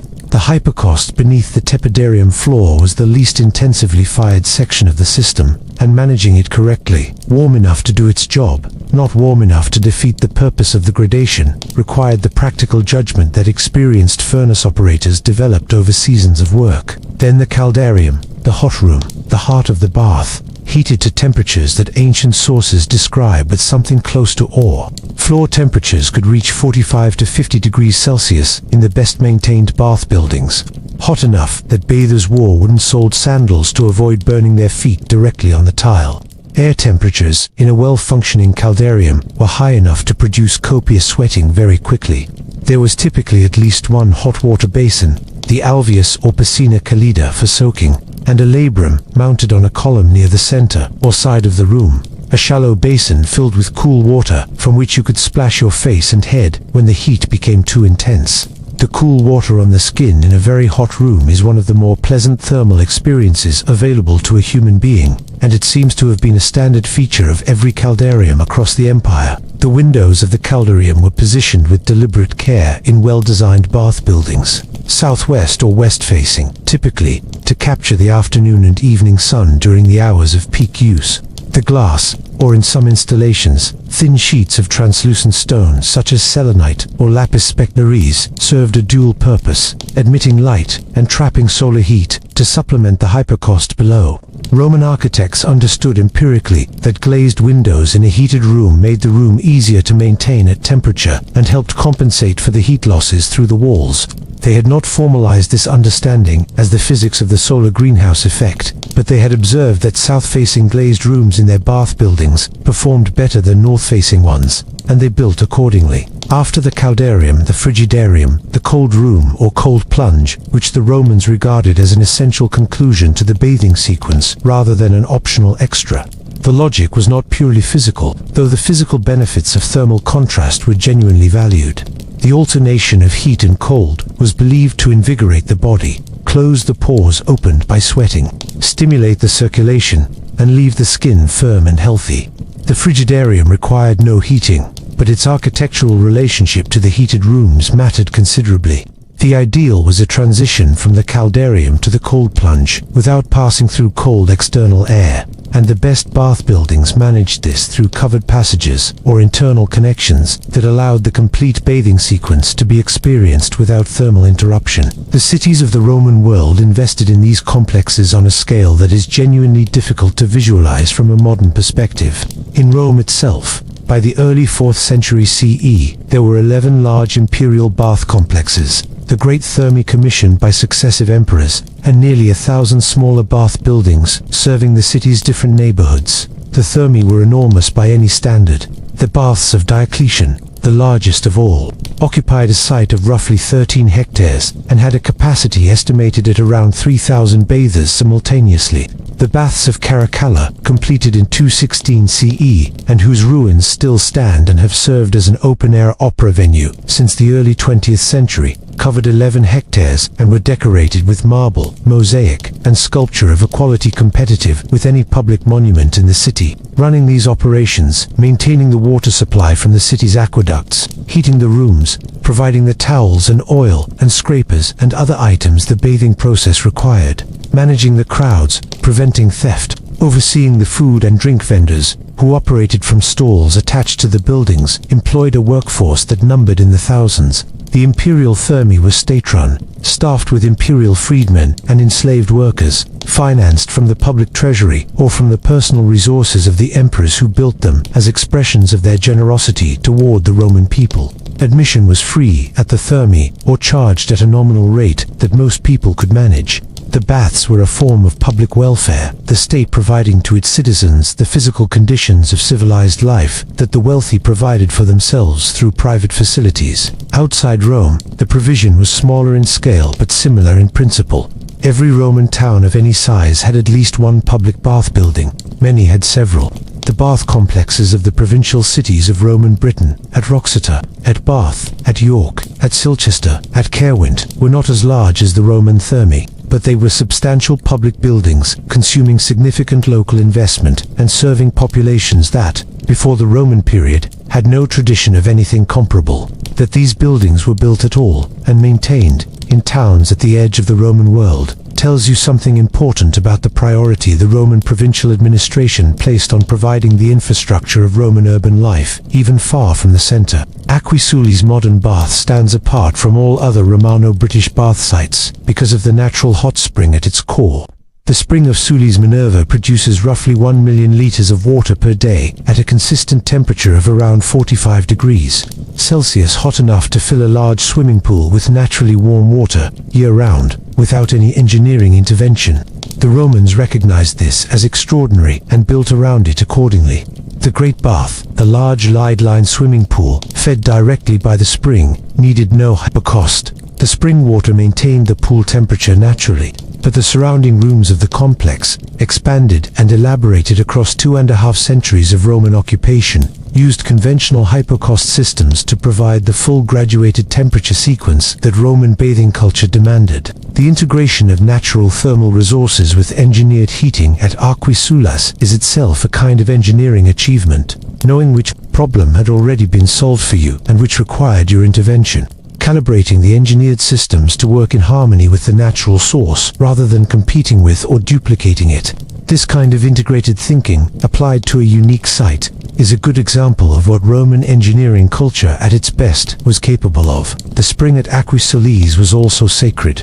Solis Minerva, the compound deity formed from the British goddess Solis, and the Roman Minerva was worshipped through offerings cast into the spring waters. Thousands of lead curse tablets, inscribed with appeals to the goddess about theft, injury, and injustice, have been recovered from the spring basin. The warm water rising from the earth was not simply a thermal resource to be exploited. It was a gift of the divine, and the engineering that channeled and organized it was, in some sense, an act of collaboration with sacred power. The Romans were entirely capable of holding both perspectives simultaneously. The water is a hydraulic resource to be managed and a divine gift to be honored, without finding any contradiction between them. The maintenance demands of bath hypocausts were substantially greater than those of domestic villa systems, and the archaeological evidence for this is clear and consistent. Bath systems were heated more intensively, operated more continuously, and subjected to more severe thermal cycling than any domestic installation.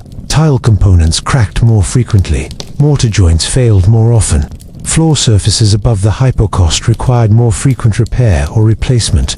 At excavated bath sites across the empire, large deposits of broken and discarded tubuli tiles are routinely found in the debris adjacent to the bath buildings, the waste product of periodic refurbishment of the wall heating systems, thrown out when components became too degraded to function and replaced with fresh elements. At Vindolanda, the fort immediately south of Hadrian's Wall, the bath building has revealed multiple phases of hypocaust reconstruction in the archaeological sequence, with some sections being entirely rebuilt rather than simply patched. The frequency of these rebuilds suggests a heating system under significant thermal stress from the cold, Northumberland climate, maintained by a garrison that regarded functional baths as a necessity rather than an optional amenity. A Roman legionary fort without working baths was not a properly organized Roman military installation. The investment in keeping the heating functional was an investment in the military readiness and the morale of the garrison, and the Romans took both seriously. When the Roman bath came to provinces with no prior tradition of such facilities, Britain, Gaul, Germany, Spain, it brought with it not just a physical technology, but an entire institutional framework and set of social expectations.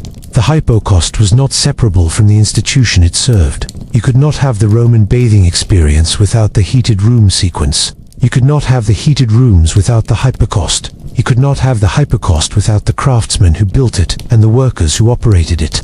Technology and culture arrived as a package, and they spread as a package. This is why the public bath was the primary vector through which hypocaust technology moved across the empire.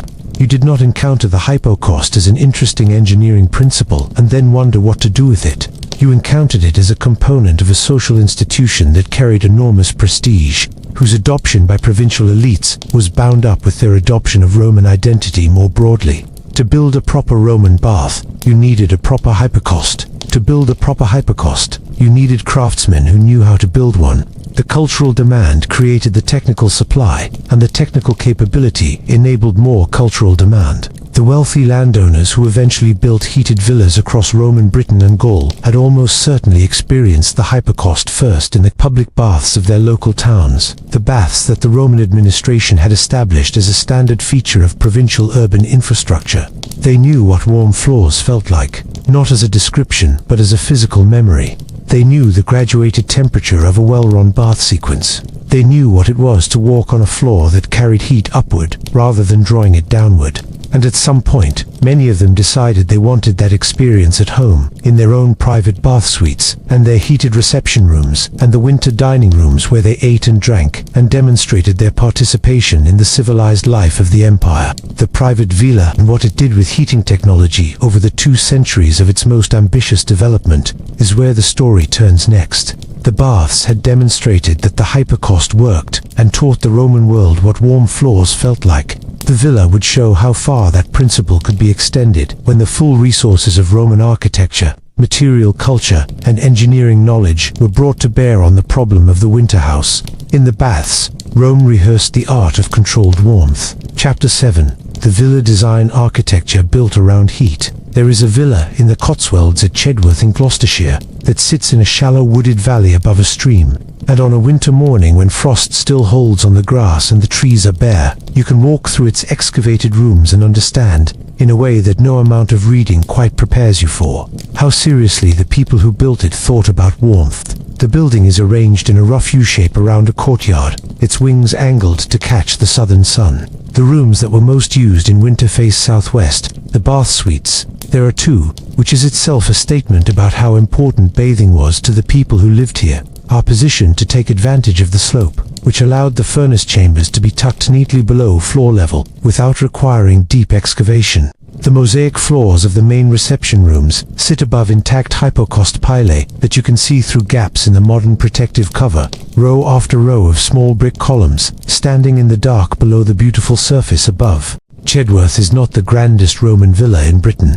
It is not even the grandest in its immediate region, but it is one of the best preserved, and what it preserves most clearly is the evidence of a building that was designed, from its foundations upward, to manage heat. This was not an afterthought. The heating systems at Chedworth were not added to a building designed for other purposes. The building was shaped by the heating requirements, its plan modified across successive phases of construction and renovation as the owners invested in making it more thermally effective. The orientation of the wings, the position of the bath suites, the arrangement of the heated reception rooms relative to the unheated service areas, all of it reflects a sustained, multi-generational effort to build a house that worked in a cold, damp climate. This is what the Roman villa, at its most ambitious, actually was.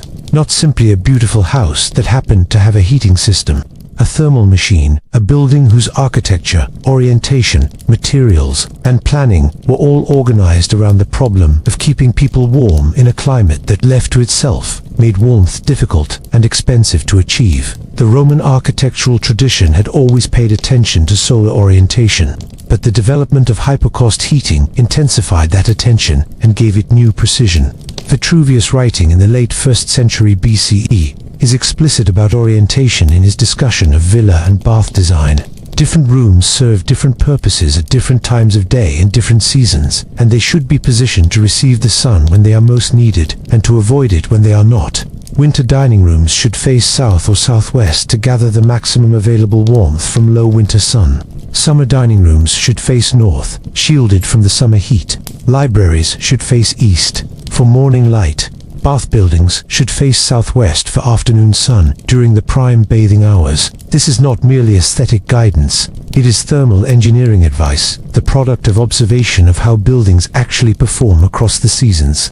The Romans had discovered, through the accumulated experience of many buildings observed over many years, that orientation made a measurable difference to how warm a room was and how much additional heating it required from the hypocaust. A well-oriented room in a sunny winter climate might require significantly less furnace operation than a poorly oriented one, offering the same apparent floor area. In northern climates like Britain, where winter sun is low and often absent for days at a time, the benefit of good orientation was somewhat reduced, but Roman architects building in Britain still applied the principles. You can see it in the consistent southwest orientation of caldarium windows in British bath buildings, in the positioning of main reception rooms in Cotswolds villas to face the winter sun that came through whenever it appeared. Glazing was a critical component of this solar strategy. The Romans had glass windows, not universally, not in modest buildings, but in high-status rooms and in bath buildings as a standard feature from at least the 1st century CE. Roman window glass was not the optically clear flat glass of modern manufacture. It was greenish-tinted, bubbly, often with surface imperfections that distorted the view through it. But it transmitted light and it trapped heat, and in a heated room on a sunny winter day, it made a genuine difference to the thermal comfort of the space. The discovery that glazed rooms were easier to heat than open or shuttered ones was a practical observation that preceded any theoretical understanding of why it was true, and Roman architects and patrons acted on it consistently. In bath buildings, some installations used multiple layers of glazing or combinations of glass with translucent stone, selenite, or lapis specularis, which could be split into thin, transparent sheets to improve the insulating properties of windows in the caldarium, where maintaining high temperatures against cold external conditions was the most demanding thermal challenge.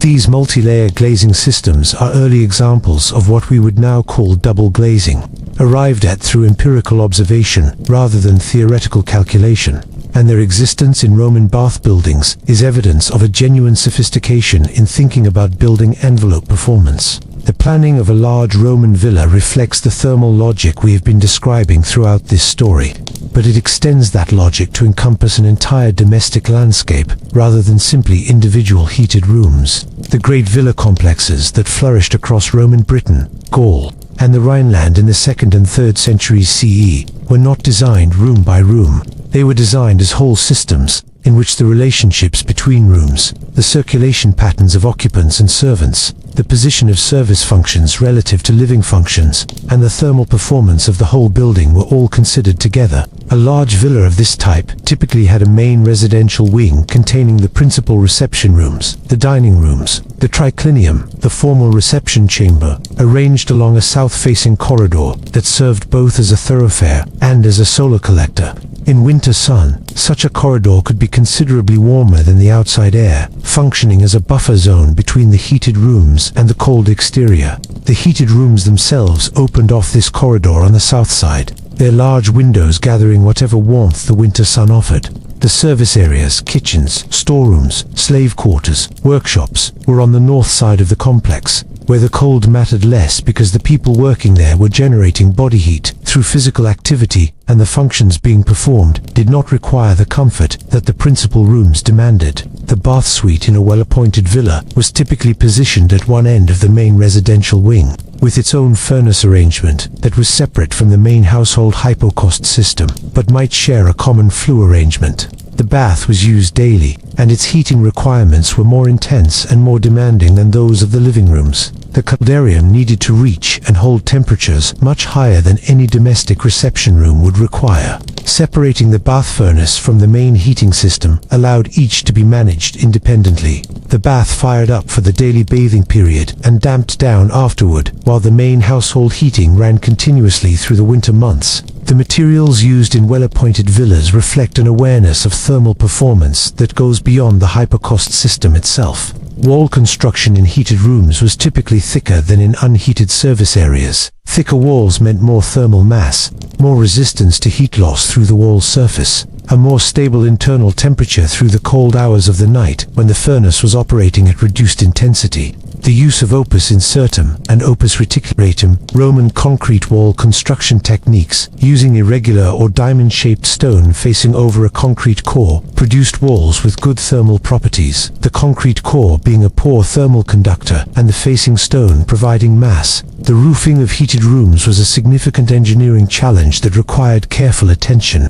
Heat rises, and in a room with a flat or relatively shallow-pitched roof, a large proportion of the heat produced by the hypocaust would accumulate at ceiling level rather than remaining at the level where people actually lived and worked. Roman heated rooms addressed this in several ways. Some had relatively low ceilings, limiting the volume of air that needed to be warmed. Some used vaulted ceilings in brick or concrete, which were better thermal conductors than timber, and which, once warmed, contributed to the radiant heat environment of the room.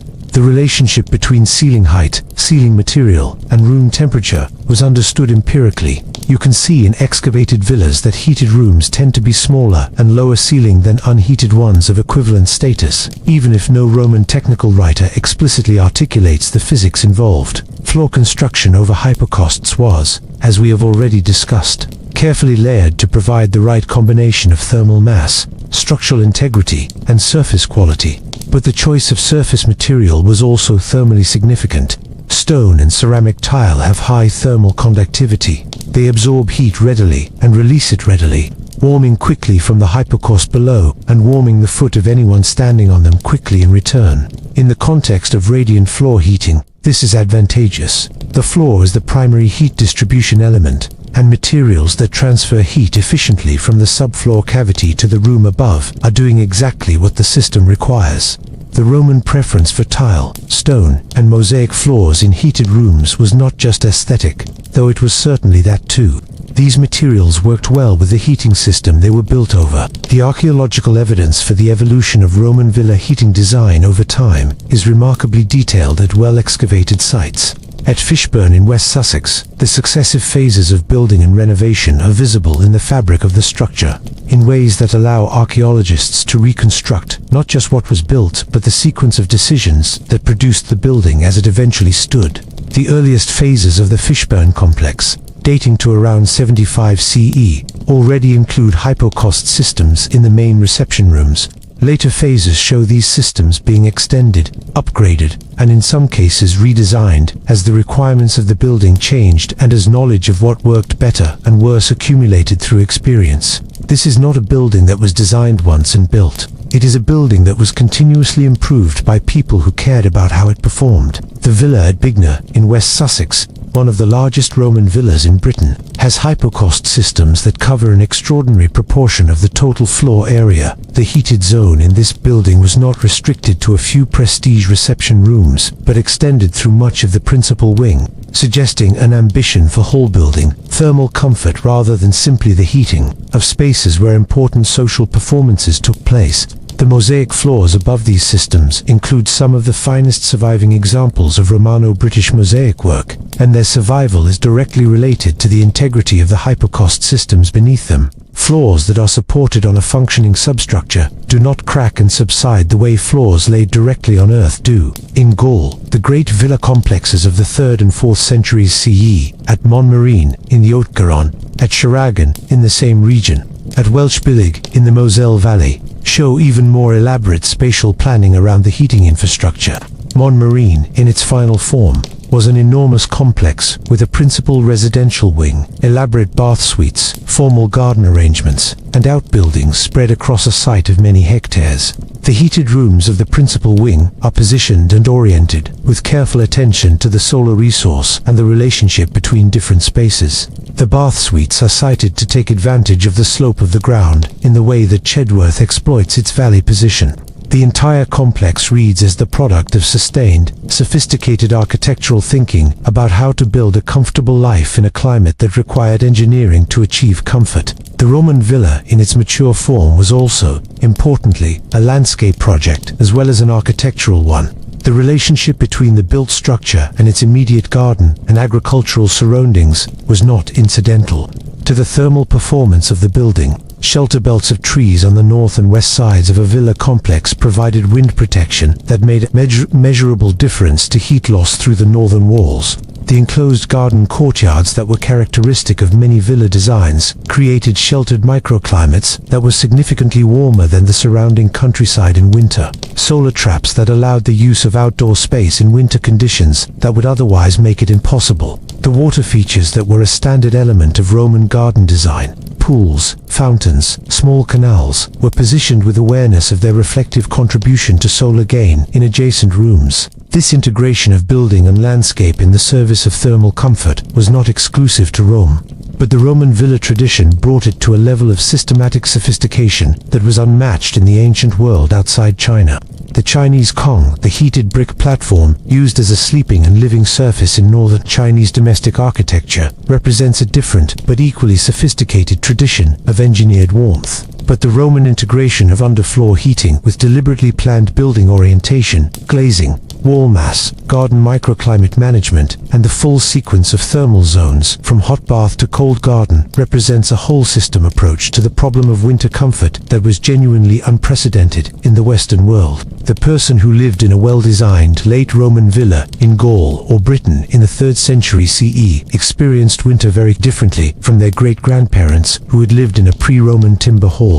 They woke on a floor that was warm underfoot. They moved through a building whose principal rooms maintained a comfortable ambient temperature through the cold day. They bathed daily in a properly sequenced thermal environment, warm, hot, cold, that was as sophisticated as anything available in a modern spa. They ate in a heated dining room with mosaic floors and painted walls, looking out through glazed windows at a frost-covered garden that was beautiful rather than threatening because it was safely on the other side of a thermal boundary. This was the achievement of Roman villa architecture at its peak. Not just engineering, not just luxury, but a comprehensive reimagining of what it was possible to expect from a built environment in a cold climate. The Romans had answered the question that every northern winter posed: how do you stay warm? So completely and so elegantly that for the people who experienced it at its best, the question itself must have begun to seem almost strange, as if winter's power over the interior of a human life had simply been revoked. That revocation was, of course, not universal and not permanent.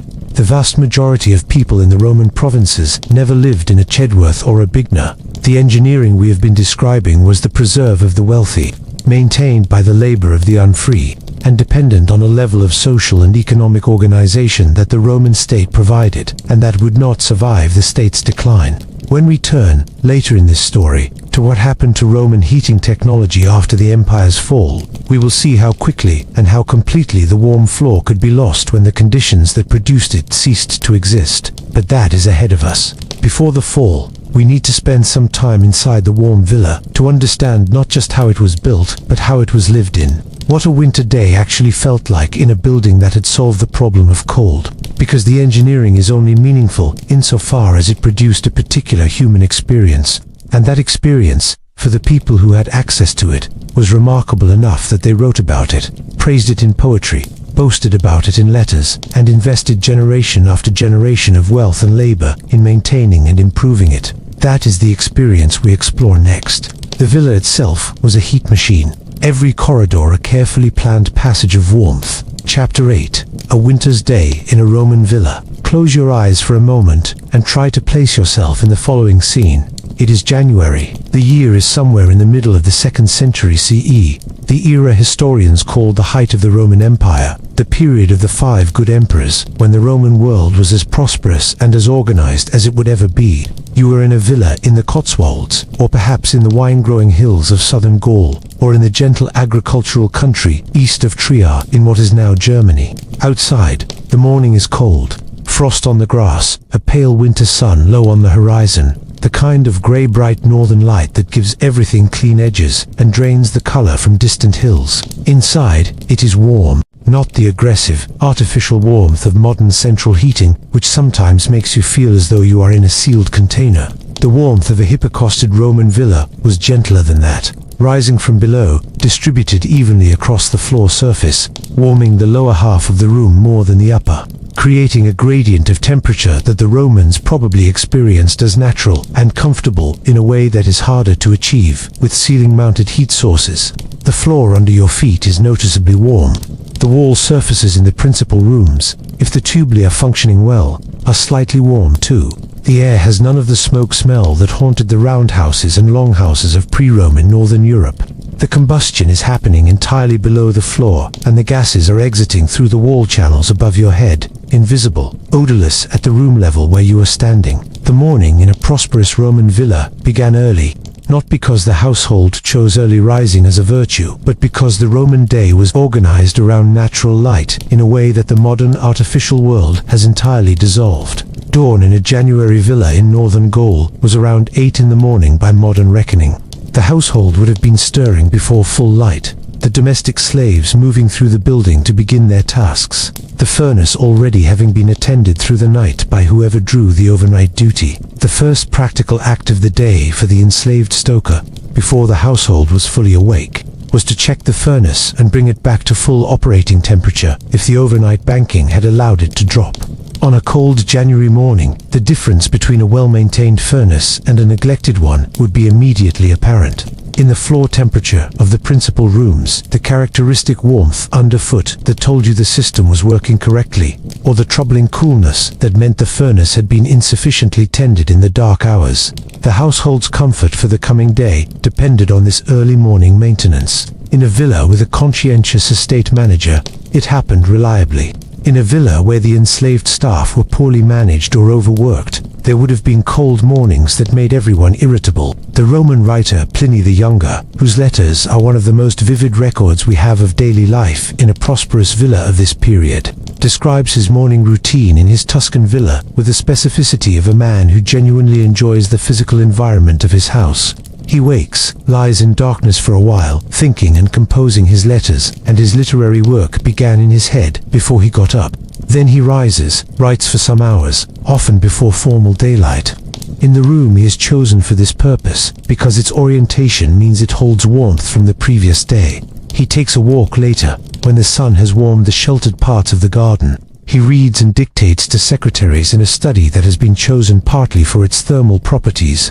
The whole day is organized around the interaction between his body, his work, and the physical environment of a building he understands intimately and has had a hand in designing. The midday meal in a Roman villa was a light affair. Fruit, bread, cold food, not the elaborate business that the evening dinner would be. But the evening dinner, the cena, was the main social and gastronomic event of the Roman day, and in a prosperous villa it was conducted in the heated dining room, the triclinium, where the full resources of Roman domestic culture were deployed simultaneously. The heating, the mosaic floor, the painted walls, the silver service, the couches and cushions, the quality of the food and wine, all of it worked together to create an experience that was, by the standards of the ancient world, extraordinary. The Roman dinner party was not a brief event. It began in the late afternoon and could extend far into the evening. 3 courses becoming 5, becoming 7 in the more ambitious establishments, with wine flowing throughout and conversation ranging from philosophy and literature to politics and gossip, with the relaxed flexibility that good warmth and good company produce. The guests reclined on couches, the posture that the Romans had inherited from the Greeks and that distinguished their formal eating from the more upright sitting that was common in other cultures, and the warmth of the floor was directly available to them in this position, the mosaic surface only inches below where they lay. Martial writes about warming cold feet on a warm floor during a dinner, about the pleasure of feeling the heat through the sole of a shoe on a January evening. These are small pleasures, but they are real ones, and their reality is what makes the engineering that produced them meaningful. The food itself was kept warm by various means: chafing dishes of hot charcoal, insulated serving vessels, the speed of service from kitchen to table. But the kitchen itself was not hypocausted. Kitchens were typically separate from the main heated areas, both because the fire risk was serious and because the cooking fires generated their own heat that was ample in summer and adequate in winter for people actively working at physical tasks. The kitchen fire was a different kind of warmth from the hypocaust warmth. Hotter, less even, smoke present, occupationally tied. The transition from the warm calm of the dining room, heated from below without fire or smoke, to the hot chaos of the kitchen was a transition between 2 very different thermal worlds that the villa plan made spatially and socially explicit. The Roman bath within the villa, the private balneum that well-appointed country houses typically contained, was used in the afternoon. In the hours between the midday rest and the evening dinner, bathing daily was standard practice for Romans of any means, and in a villa with its own bath suite, the daily bathing routine was a private version of the public bath sequence that we described in the previous chapter. The same progression, exercise or warm room, hot room, cold plunge, massage, and oil, took place in a smaller, more intimate setting, with the same hypocaust technology operating at the same temperature range as in the public baths. The private bath was also, in the context of a villa household, a significant fuel consumer. Heating the caldarium to the temperatures required for a proper hot bath demanded more intensive furnace operation than the gentler underfloor heating of the reception rooms, and the bath furnace was typically a separate system, precisely because the thermal demands were different. Seneca mentions, in one of his letters, the sounds of a bath being heated, the crack and roar of the furnace, the banging of the flue covers being adjusted as characteristic background sounds of a working villa. Sounds so ordinary that he uses them as examples of noise you learn to tune out when concentrating. This is the texture of lived reality that literary sources give us, not the engineering principles, but the sounds and smells and incidental sensory details of a technology so thoroughly integrated into daily life that it has become part of the domestic soundscape. The medical dimension of daily bathing in a heated villa was not incidental. Roman physicians recommended hot baths for a wide range of conditions: joint pain, respiratory complaints, skin conditions, recovery from illness, the general maintenance of what we might now call physical wellness. The villa owner who bathed daily in a properly heated private bath suite was following medical advice, as much as social convention, and the two were hard to separate in Roman culture. The The warmth was both pleasure and medicine, and the engineering that produced it served both purposes simultaneously. The Roman practice of what might be called thermal zoning, the deliberate arrangement of rooms with different temperature requirements so that the movement through the building was also a movement through different thermal experiences, was managed in the villa through both spatial planning and behavioral convention. The principal heated rooms were for receiving guests and for the family's own occupation during leisure hours. Service areas, storerooms, and the sleeping quarters of domestic slaves were unheated or minimally heated. The private sleeping quarters of the family themselves were interesting cases. They might or might not be hypocausted, depending on the resources of the household and the climate of the region. In Italy, sleeping rooms were typically not hypocausted. The climate was warm enough that with sufficient bedding and warm clothing, a night in an unheated room was manageable, and the carbon monoxide risk from keeping a furnace operating through the night in a smaller room was real enough to make people cautious. In Britain and northern Gaul, where winter nights were considerably colder and longer, there is archaeological evidence for heated sleeping rooms in some villas, rooms with hypocaust systems beneath them that were clearly residential rather than reception spaces. The investment in heating a bedroom rather than simply a dining room speaks to a climate severe enough to make the night genuinely cold, and a household wealthy enough to address that coldness rather than simply endure it. Pliny the Younger describes, in his letter about his Laurentine villa, a suite of rooms at the end of one wing that he particularly favors in winter, a dining room that catches the winter sun from three sides through glazed windows, a bedroom next to it that is exceptionally warm because it faces south and is heated from below, a separate small room where he retreats to read when he wants complete quiet, which he describes as so well insulated from the surrounding house that conversations taking place in adjacent rooms cannot be heard through its walls. This is not a description of thermal engineering in any technical sense. It is a description of living well in a warm house, of having the luxury of choosing between rooms based on mood and purpose, rather than being confined to whatever was least cold. That luxury, the ability to choose, to move through a building without the cold following you from room to room, to be comfortable in winter without it requiring constant active effort and attention, is perhaps the most concise way of describing what Roman villa heating technology actually delivered to the people who experienced it at its best. It was not merely warmth in a physical sense. It was the architectural and social freedom that warmth made possible. The freedom to receive guests in a beautiful room without apologizing for the cold. The freedom to read until late at night without going to bed early to preserve body heat. The freedom to plan your day around what you wanted to do rather than around where the warmth was. For the people who had it, this freedom was part of what it meant to live a Roman life. For the far greater number who did not have it, it remained a distant ideal glimpsed in the public baths, known about through the accounts of others, imagined as what a better life would include. The gap between those who had warm floors and those who did not was one of the most fundamental divisions in Roman society, as basic and as defining as the gap between those who ate well and those who were hungry. The engineering we have described throughout this story was real and it was impressive, but it is worth remembering, as we sit in its warmth, exactly who was sitting there, while snow fell in the garden. The floor beneath their feet was warm as summer stone. Chapter 9. Fuel, wood, and the ecology of warmth. There is a detail in the archaeological record of Roman Britain that initially seems mundane and turns out to be rather disturbing. At sites associated with Roman occupation, villas, towns, bath complexes, military installations, the charcoal deposits and carbonized wood fragments preserved in the soil tell a consistent story about what the Romans were burning to keep their buildings warm. In the earliest phases of Roman occupation, the wood assemblages from these sites show a diverse mix of species: oak, ash, hazel, alder, beech, reflecting the mixed woodlands that covered much of lowland Britain before and during the early Roman period.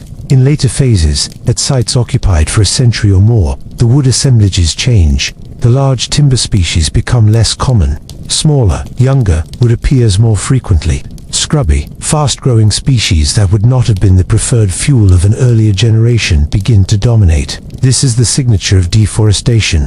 The Romans were burning their way through the available woodland faster than it could regenerate, and the fuel available to them in later phases of occupation was the fuel of a landscape that had already given up its best timber too earlier. Generations of furnaces and hypocausts, The story of Roman heating technology is not just a story of engineering, ingenuity, and social aspiration. It is also a story about what that ingenuity and aspiration cost, paid not in money or labor, though it was expensive in both, but in the slow depletion of the forests that made the whole system possible. The fuel requirements of Roman heating were, by any pre-industrial standard, extraordinary. Begin with the individual villa, a hypocausted villa of middling ambition in Roman Britain. Not one of the great palatial complexes, but a reasonably well-appointed estate house with 2 or 3 heated rooms and a private bath suite would have required a substantial wood supply to operate through a winter.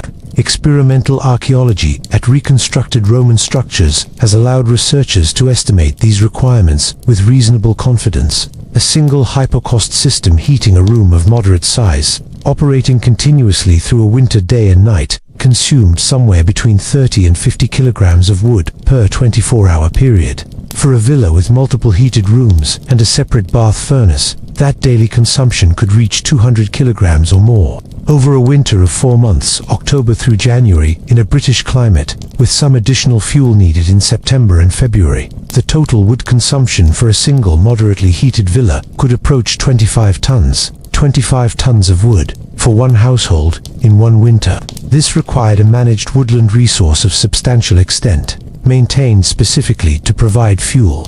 Roman estate management texts, most importantly the agricultural manuals of Columella and Varro, written in the 1st century CE, discuss woodland management explicitly as a component of estate economics. The coppiest woodland, that was the standard Roman approach to fuel production, cutting hardwood trees at the stump to produce multiple straight poles from each root system, which could be harvested on a rotation of 7 to 15 years, was a sophisticated silvicultural practice that produced a sustainable fuel supply if managed correctly.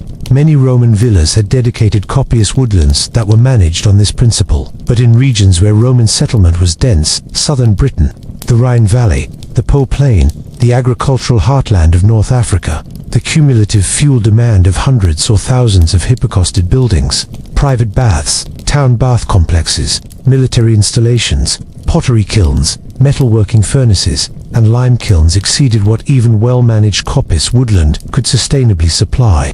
The deforestation that Roman charcoal and wood assemblages document was real. It was not uniform. Woodland management was practiced by Roman estates, and some areas of woodland were protected and managed rather than simply exploited. But the overall trend across heavily Romanized regions was toward woodland reduction and the landscape change that followed.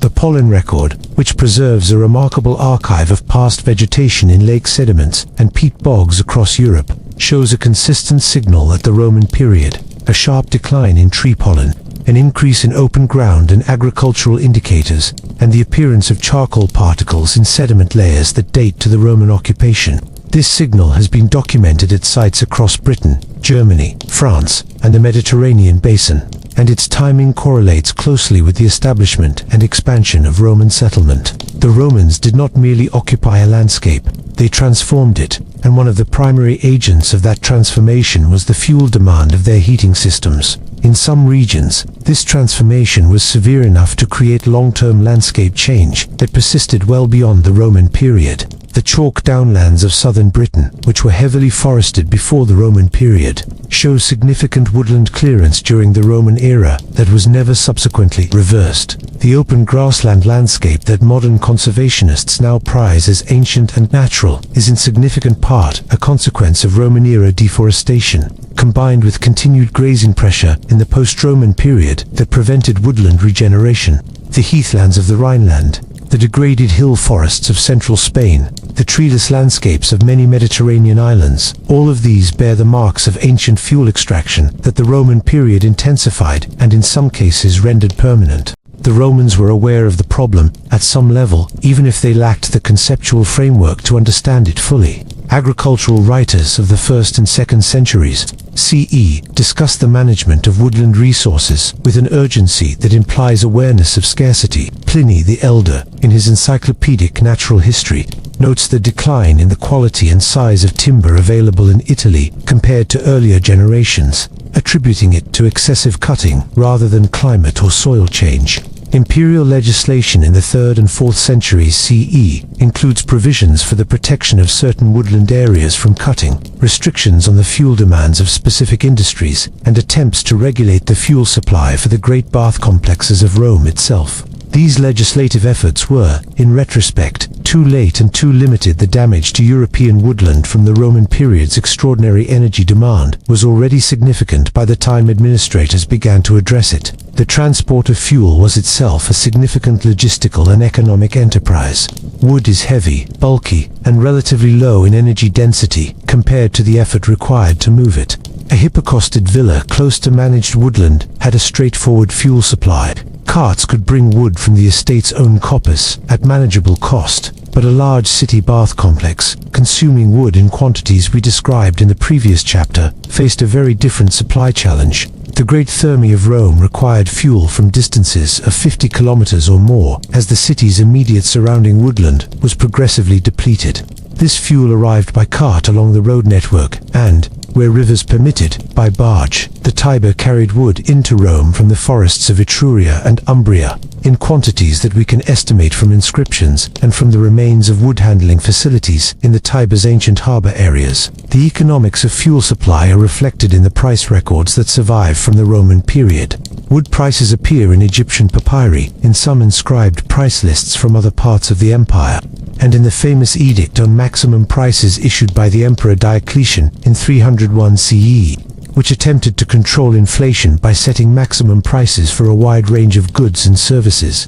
The edict lists prices for different grades of wood and for charcoal, and these prices, when compared to wages for various types of labor listed in the same document, suggest that fuel was a significant household expense, not trivial even for moderately prosperous households, and genuinely burdensome for the poor. The wealthy villa owner, who heated his home throughout the winter, was spending money on fuel in a way that represented a real economic statement about his priorities and his resources. The social and economic geography of fuel supply shaped the distribution of Roman heating technology in ways that are visible in the archaeological record. Hypocausts are found most commonly in regions with good access to fuel: the forested river valleys of Gaul and Germany, the heavily wooded hill country of lowland Britain, the timber-rich landscapes of the Rhineland frontier. They are rarer and smaller in scale. In regions where woodland was already scarce before the Roman period, parts of North Africa, the drier eastern Mediterranean, the treeless high plains of Spain. This is not entirely explained by climate. Some of the coldest parts of the empire are also among the least forested, and the relative rarity of hypocausts in some cold, fuel-poor regions reflects the constraints of the fuel supply as much as the thermal requirements of the climate. The Roman military's heating needs drove a particular form of woodland management in frontier zones. The forts along Hadrian's Wall, the Rhine forts, the Danube frontier installations, these required fuel for heating, cooking, and the firing of pottery and tile, and the military authorities managed woodland resources in their zones to ensure supply. There is documentary evidence from Vindolanda and other frontier forts of official timber requisitions, orders to local communities, or to estate managers in the military zone to supply specific quantities of wood for military use. This was not an optional contribution. It was a tax in kind, levied on the rural population of the frontier zone to support the heating requirements of the garrison. The communities that supplied this wood were themselves affected by the demand. In heavily garrisoned frontier zones, the pressure on woodland resources from military fuel demand was added to the ordinary agricultural and domestic demands of the local population, producing cumulative woodland depletion that pollen records document clearly. The treeless uplands of northern England and much of Wales, landscapes that modern visitors experience as ancient wilderness, were in many cases substantially more wooded before Roman period exploitation than they have been at any point since. There is a material that deserves specific mention in the story of Roman heating fuel, and that is peat. In the wet lowlands of northern Europe, the fens of eastern Britain, the coastal marshes of the Rhine Delta, the boggy lowlands of northern Gaul, peat was available in vast quantities as an alternative fuel to wood. The Romans used peat, and the evidence for this comes from both the charcoal and carbonized fuel deposits at some sites, and from the distinctive soil chemistry associated with peat burning. Peat burns more slowly than wood and at a lower temperature, which made it somewhat less suitable for the high-temperature applications of bath caldarium heating, but it was adequate for the lower temperature demands of domestic room heating. In regions where wood was expensive or scarce and peat was locally abundant, the substitution of peat for wood in domestic hypocaust systems was a practical adaptation to local resource availability. The Roman use of coal is also documented, though on a smaller scale. Coal outcrops in several areas of Roman Britain, most notably in the northeast of England, in the area around what is now County Durham and Northumberland, and in the Forest of Dean in the west. Roman period coal burning is evidenced by coal fragments in hearth and furnace deposits at sites near these outcrops, including some military installations on Hadrian's Wall that were within practical transport distance of the northeast coalfields. The Romans did not develop large-scale coal mining or coal-based industry. Coal mining on any significant scale would not occur in Britain until the medieval period, but their use of surface and near-surface coal deposits as a supplementary fuel is documented and represents an early recognition of coal's fuel potential. The ecological cost of Roman heating is not a story of simple environmental destruction by a civilization that knew no better and cared nothing for its surroundings. The Romans managed woodlands, wrote about sustainable forestry, legislated to protect certain resources, and were aware, in a general way, that fuel was finite and that its extraction had landscape consequences. But the scale of the demand, driven by the density of hypocausted buildings, the great bath complexes, the pottery and tile and brick industries that provided the materials for those buildings, the metalworking industries, the lime burning for mortar and concrete, exceeded what even intelligent management could fully contain. The warmth of the Roman floor was paid for in forests, not metaphorically, literally, in the slow conversion of standing woodland into heat. Year after year, winter after winter, across the 4 centuries of the empire's western height, the engineering was brilliant. The culture it served was genuinely impressive in many respects. The ecological bill was real, and in some landscapes it has never been fully repaid. This is worth knowing, not to diminish the achievement, but to see it whole as a human creation with human costs, remarkable in its ambition and its success, and bound to the natural world by dependencies that even the most sophisticated ancient engineering could not dissolve. Warmth had a price paid in forests. Chapter 10. Beyond the elite, who else benefited? It would be easy, having spent several chapters in the dining rooms and bath suites of wealthy Roman villa owners, to conclude that the hypocaust was exclusively a technology of the Roman rich, a luxury that touched the lives of the few and bypassed the many entirely. That conclusion would be wrong. Not because the distribution of Roman heating technology was remotely equal, it was not, but because the geography of the hypocaust, when you look at it across the full range of Roman period sites rather than just the grandest ones, turns out to be considerably wider and more socially varied than the villa literature alone would suggest. The hypocaust heated the caldarium of the bath, where the freedman went on his way home from the workshop. It heated the headquarters building where the legionary centurion conducted the administrative business of the cohort. It heated the bathhouse of the frontier fort, where the auxiliary soldier from North Africa spent his weekly bathing day. It heated the bath suite of the medium-sized townhouse in Caleva Atrebetum, modern Silchester, whose owner was prosperous by local standards, but who would have seemed modest by the standards of Pliny the Younger. The technology was not democratic, in any meaningful sense of that word, but it was considerably more broadly distributed than the villa literature alone would suggest, and that wider distribution tells us something important about how Roman culture actually worked at the level of ordinary aspiration and ordinary social experience. The public bath is the most important institution in this broader story, and we have already discussed it at length, but it is worth pausing here to be specific about who used the public baths, because the social breadth of Roman bathing culture is often underestimated. Admission to the public baths was cheap, typically 1 quadrans, the smallest denomination of Roman coin, equivalent to a fraction of a day's wage for an unskilled laborer. Children were admitted free. Women had their own bathing sessions or their own bathing facilities in most bath complexes.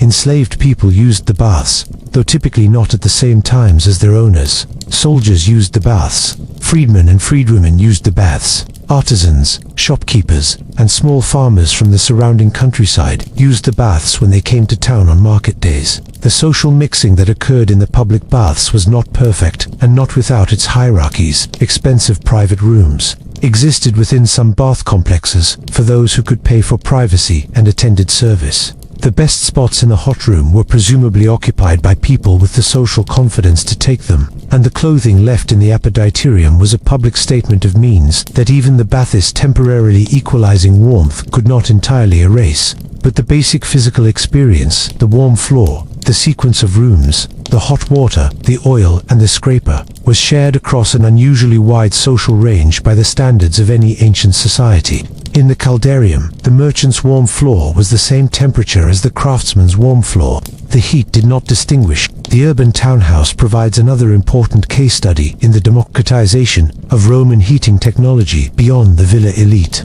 The excavations at Pompeii and Herculaneum, both preserved so completely by the volcanic catastrophe of 79 CE, that they function as a kind of three-dimensional archive of Roman domestic life, at a particular moment, reveal hypocaust systems, not just in the largest and most palatial houses, but in buildings of quite modest scale. The so-called House of the Menander at Pompeii, a substantial but not exceptional middle-class townhouse, has a private bath suite with a small but functioning hypocaust system. Several other Pompeian houses of comparable scale show the same feature, a private bathroom or small bath suite with its own heating system, representing a substantial domestic investment, but one that was within reach of a household that was comfortable rather than truly wealthy. The decision to invest in a private bath hypocaust, rather than simply using the town's excellent public baths, was a statement of social aspiration and practical convenience simultaneously. The public baths were fine, but they were public. You entered fixed hours. You bathed with whoever else was there.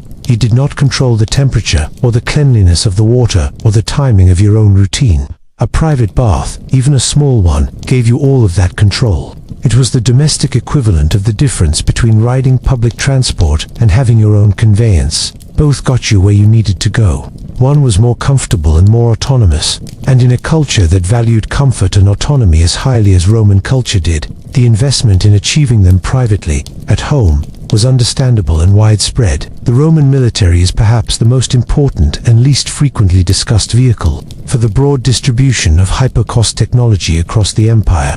The legionary fortress was a city in miniature, complete with all of the infrastructure of Roman urban life: water supply, drainage, granaries, workshops, hospitals, and baths. The bath complex of a legionary fortress was not optional. It was a standard component of the base's infrastructure, listed in military manuals as a required provision for garrison troops.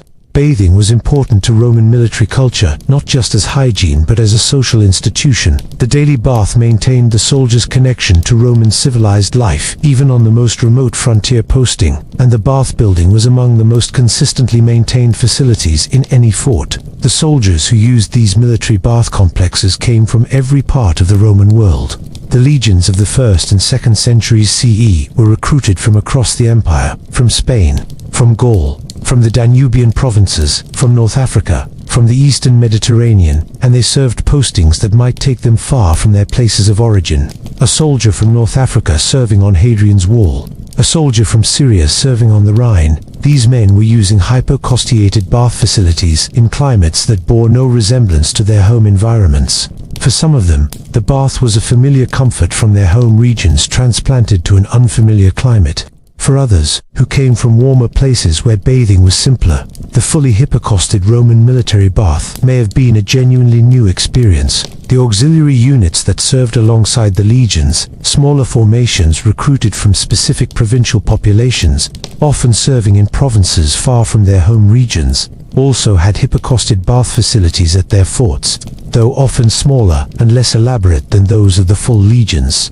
The bath at Vindolanda, which served an auxiliary cohort rather than a full legion, is a good example. Smaller in scale than the great legionary baths at York or Carline, but a functional hypocausted facility nonetheless, providing the basic thermal sequence of Roman bathing to soldiers who might otherwise have had no access to such facilities in their home territories. The towns of the Roman provinces provide the broadest evidence for the social distribution of hypocaust technology beyond the villa elite. The provincial towns that grew up across Roman Gaul, Britain, Spain, and North Africa were not simply administrative centers. They were the loci of Roman civic culture for the populations of their surrounding regions, and one of the most important things they offered was access to Roman civic amenities that rural populations could not provide for themselves. The public bath was the most frequently used of these amenities, and in town after town across the Western Empire, the investment in a proper bath complex, complete with heating infrastructure, water supply,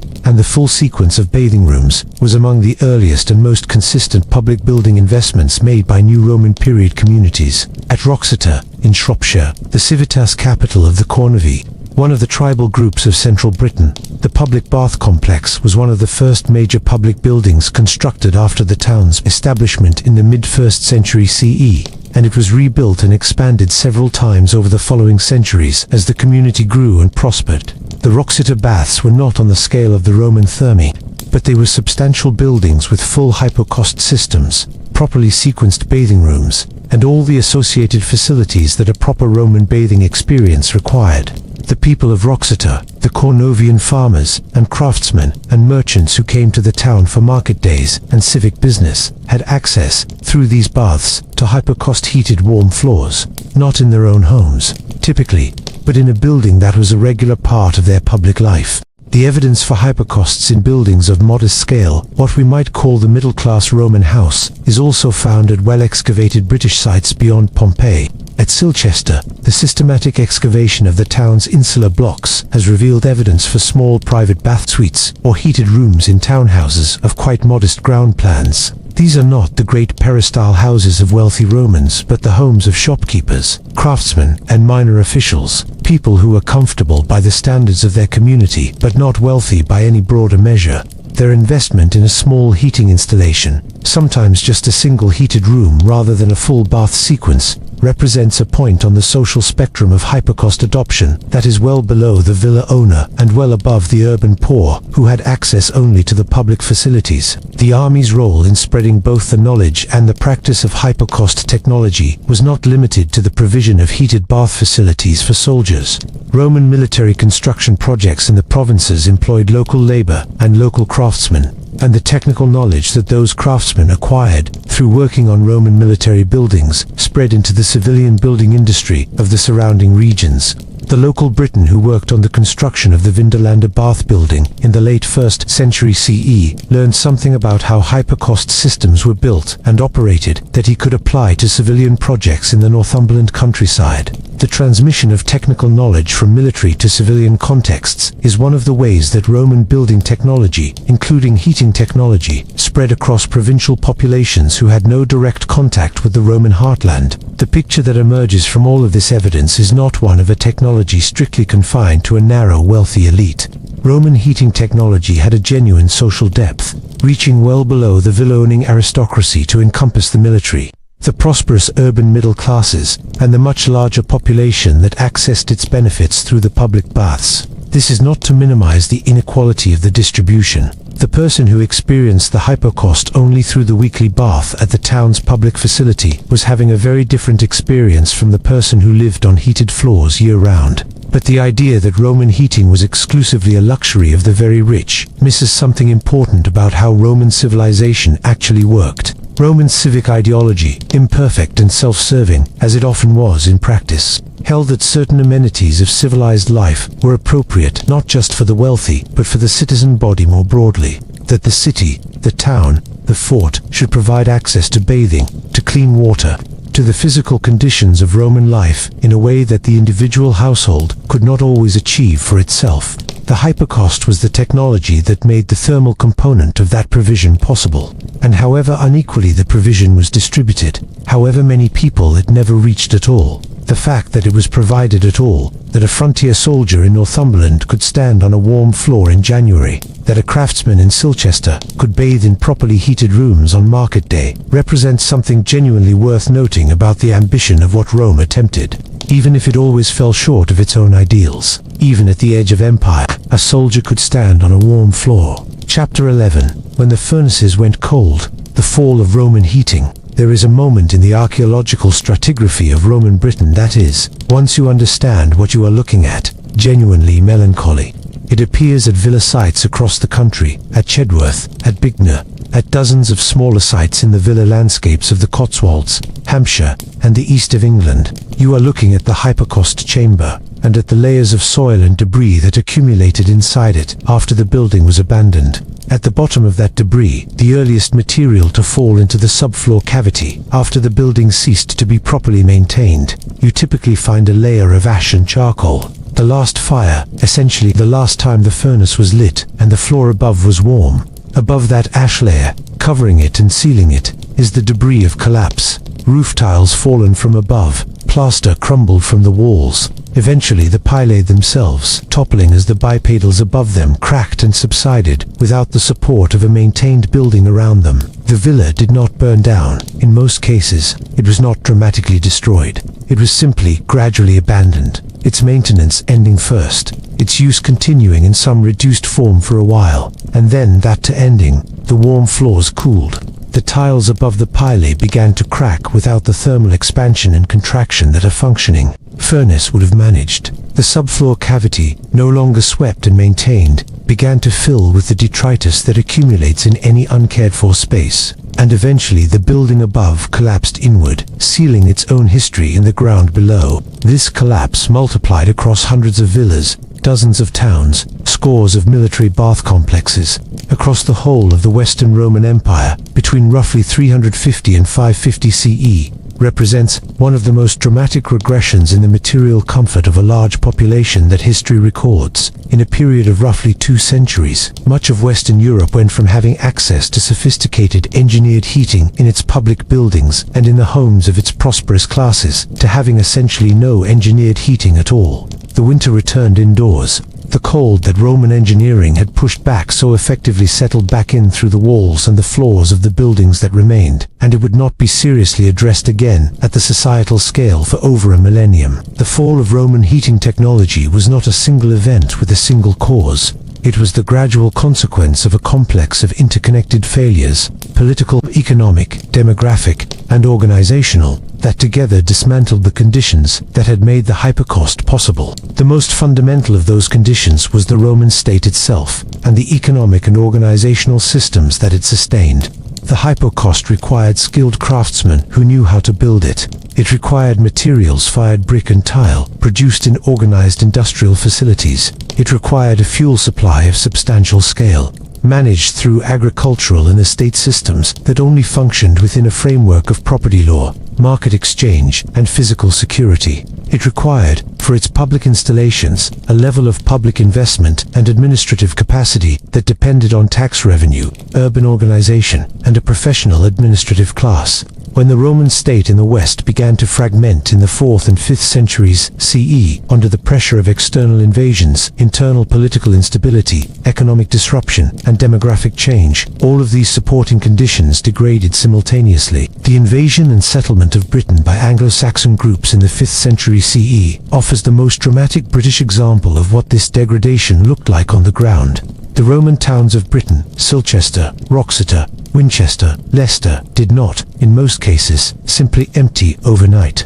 They declined over decades, their populations shrinking, their public buildings ceasing to be maintained, their administrative infrastructure dissolving. The bath complexes were among the first major public buildings to go out of use. They were expensive to maintain. They required a significant professional workforce to operate, and their use presupposed an urban population with the leisure and the social organization to use them. As those populations shrank and those social structures dissolved, the baths became impossible to sustain. The skilled craftsmen who had built and maintained hypocaust systems were not immediately lost. Skilled knowledge tends to persist in individuals and small communities, even when the institutional structures that created it have collapsed. But without demand, without clients who could afford to commission hypocaust construction and operation, the craft ceased to be transmitted to new generations. By the 6th and 7th centuries, in most of Western Europe, there was no living tradition of hypocaust construction. The people who might have commissioned such systems, the small number of surviving elites in post-Roman Britain, Gaul, and Spain, were not Romans in any culturally meaningful sense. They were operating in a very different social and economic world, one in which the assumptions about comfort, investment, and the relationship between wealth and engineered warmth that had driven the hypocaust's development no longer applied. The written record of the post-Roman period is full, in an indirect way, of the cold. The literature of early medieval Europe, the saints' lives, the monastic chronicles, The occasional secular poetry treats winter cold as an inescapable condition of life rather than a problem that engineering could address. The heroic literature of the Germanic North, Beowulf, the Eddas, the early Irish texts, presents the warm hall and the bright fire as the definition of civilization against the cold and the dark outside. This is exactly the pre-Roman model: the central fire, the proximity of warmth, the management of cold by sitting close to the flame rather than by distributing heat through the fabric of the building. The millennium between the fall of Roman heating and the first stirrings of its reinvention in late medieval and early modern Europe is, in the specific matter of domestic heating, a long regression to what had come before. The physical evidence of this regression is visible in the buildings of the early medieval period across the former Roman West. The great timber halls of the Anglo-Saxon period in Britain, excavated at sites like Uvering in Northumberland and Cowdrey's down in Hampshire, are impressive structures by the standards of their time, with sophisticated timber framing and careful spatial organization, but they were heated by central hearths and open fires, just as the Iron Age roundhouses that preceded the Roman period had been. The smoke-filled interior, the cold floor, the necessity of sitting close to the fire, all of it had returned, exactly as it had been before the Romans changed things. The knowledge of how to do better had been lost, or rather, had become irrelevant in a world that lacked the economic and organizational conditions to apply it. The monasteries of the early medieval period were, in some ways, partial exceptions to this general picture. Monastic communities maintained higher levels of literacy, organizational capacity, and architectural sophistication than the surrounding secular society, and some monasteries invested in stone construction and in heating solutions that went beyond the simple central hearth. But the hypocaust itself did not survive in monastic architecture. The monks who built their first permanent stone churches and chapter houses in the 7th and 8th centuries were working from Vitruvius and from the direct inspection of Roman ruins rather than from a living tradition of instruction, and the technical knowledge they could reconstruct from those sources was incomplete. The ruins of Roman hypocausts were visible throughout the medieval period, across Britain, Gaul, Germany, and Italy. They were commented upon, marveled at, and occasionally looted for building materials, but they were not understood as operational engineering systems that could be replicated. The Venerable Bede, writing in Northumberland in the early 8th century, describes the Roman ruins of his region with the wonder of someone looking at the works of a civilization whose technical capabilities were beyond his comprehension. He does not propose rebuilding them. He records them as evidence of a greatness that is past. This attitude, admiring the ruins, not imagining their replication, was characteristic of educated medieval Europeans' relationship with Roman technology generally, and with Roman heating specifically. The slow return of something like Roman-scale heating technology to Western Europe began, haltingly, in the high medieval period with the development of the hypocaust-like systems used in some large monastery buildings. The gradual improvement of fireplace technology to reduce smoke in domestic interiors, and the eventual development of the chimney in the 12th and 13th centuries. The chimney was a genuinely important innovation that the Romans had never fully developed. It allowed fire to be used in smaller rooms without the carbon monoxide accumulation risk that had made Roman room heating by open fire dangerous. But the chimney was a partial solution. It removed the smoke, but it also carried much of the heat of the fire out of the building rather than retaining it. The warm air that Roman radiant floor heating had distributed so efficiently was replaced by warm air that rushed up a flue and out into the winter sky. The full reinvention of underfloor radiant heating, essentially a recreation of the Roman hypocaust principle using different materials and methods, began in the 19th century in scattered experimental installations and became a standard building technology in the 20th. The modern underfloor heating system that now operates beneath the floors of millions of homes across the cold parts of Europe and North America uses the same physics as the Roman hypocaust, distributes warmth in the same radiant manner from the same low-level position, and produces the same characteristic quality of warmth that Roman writers described with such evident pleasure. The wheel had turned all the way around. What does it mean that a technology of this sophistication, this practical effectiveness, and this apparent cultural importance could be lost so completely and for so long? It is tempting to treat this as evidence that technological progress is not inevitable, that the achievements of one civilization are not automatically transmitted to those that follow. That knowledge is more fragile than the confidence of a literate and organized society tends to make it seem. All of those things are true, and the loss of Roman heating technology is good evidence for all of them, but it also means something more specific and more human. It means that the Roman hypocaust was not just a technology, it was a social institution, dependent on a whole set of supporting conditions, economic, political, cultural, and organizational, that had to coexist for the technology to be built, operated, and maintained. When those conditions dissolved, the technology dissolved with them. The engineering survived in the ruins. The knowledge survived in books. But the living practice, the daily integration of the technology into a functioning social world, required conditions that post-Roman Western Europe simply did not have. That fragility is worth sitting with, not as a reason to diminish the achievement, but as a reason to take it seriously. The warm floor was not inevitable.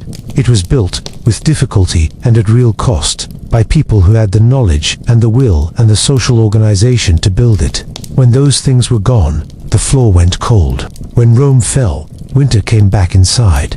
Chapter 12. The floor that never forgot Rome's legacy in modern heating. On a construction site in a new housing development somewhere in Northern Europe, in Denmark, or Sweden, or Germany, or the Netherlands, or any of a dozen other countries where cold winters make underfloor heating an obvious practical choice, the workers laying the ground floor of a new house are doing something that would have been entirely recognizable to the craftsmen who built the hypocaust at Chedworth, or Vindolanda, or the Stabian baths in Pompeii. They are creating a hollow floor. They are positioning a heat source at one end and a distribution network throughout the subfloor space. They are thinking about thermal mass and heat distribution and the physics of radiant warming from below. The materials are different cross-linked polyethylene pipe carrying warm water from a gas boiler or a heat pump rather than ceramic pilae carrying hot gases from a wood furnace. The calculations are more precise. The control systems are automated in ways that no Roman engineer could have imagined. But the principle is identical. The Romans invented this. We are still using it. This is not a trivial observation. Buried at the end of a long history is a charming coincidence. It is, in some ways, the central fact of the entire story. Among the many things that Rome gave to the world, law, language, road networks, concrete construction, the calendar, the concept of the bureaucratic state, the underfloor heating system, is among the most intimate. It is the thing that literally surrounds your feet every morning in a cold climate house with a modern heating system. The warmth that rises through your floor has an ancestry that reaches back 2,000 years to the hypocaust chambers of Roman Britain and the bath complexes of Imperial Rome, to the engineers who worked out the relationship between pilae height and heat distribution, to the craftsmen who set each small column in place with a level and a mortar trowel, to the enslaved stokers who kept the furnaces burning through January nights so that the people above them could sleep on warm floors. The modern reinvention of underfloor heating was neither sudden nor straightforward. The principle of heating a floor from below had never been entirely forgotten. It survived in scholarly writing, in the physical evidence of Roman ruins that remained visible across Europe throughout the medieval period, and in the scattered experimental installations that appeared from time to time in monastery buildings and the more innovative aristocratic houses of the early modern period. But the systematic reinvention of underfloor heating as a practical building technology for general use was a product of the 19th century, driven by the same forces that were driving innovation in heating technology more broadly: industrialization, urbanization, the development of cheap iron pipe and steam distribution, and the growing expectation that buildings, offices, schools, and eventually homes should be warm, not just near a fireplace but throughout. The first modern underfloor heating systems used steam or hot water circulated through iron pipes embedded in floors, and they appeared in large institutional buildings, greenhouses, hospitals, large factory halls, before they became practical for domestic use. The engineer and inventor Arthur Lassenby Liberty, better known as the founder of the London department store Liberty, held an early patent for a floor heating system. The pioneer of radiant floor heating in a more recognizable modern form was the American architect and theorist Frank Lloyd Wright, who installed hot water radiant floor heating systems in several of his major buildings in the early 20th century, most famously in the Usonian houses he designed as affordable family homes in the 1930s and 1940s, where the warm floor was a central design feature rather than a supplementary amenity. Wright called the system gravity heat and wrote about the quality of warmth it produced with a genuine appreciation that echoes across 2,000 years, the appreciation that Pliny and Martial expressed for the warm floors of their villas. The 20th century saw underfloor heating move from an innovative luxury to a standard technology in cold climate construction, particularly in Scandinavia and Northern Europe, where the combination of cold winters, cheap electricity or district heating, and high construction standards made it an obvious practical choice.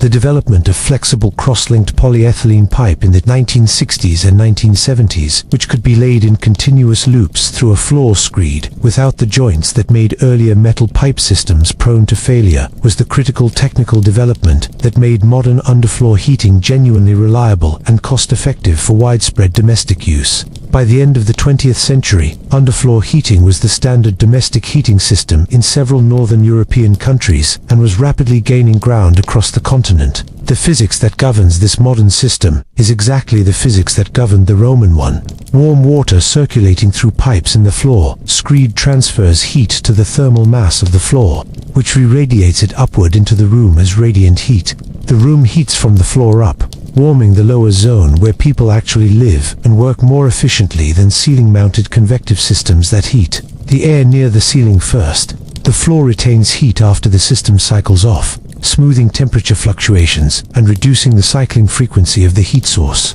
People standing on the floor feel the warmth directly through the soles of their feet and through the rising air. The experience, in its fundamental physical character, is the experience that Roman villa residents described in the 1st and 2nd centuries CE. The continuity across to millennia is not metaphorical.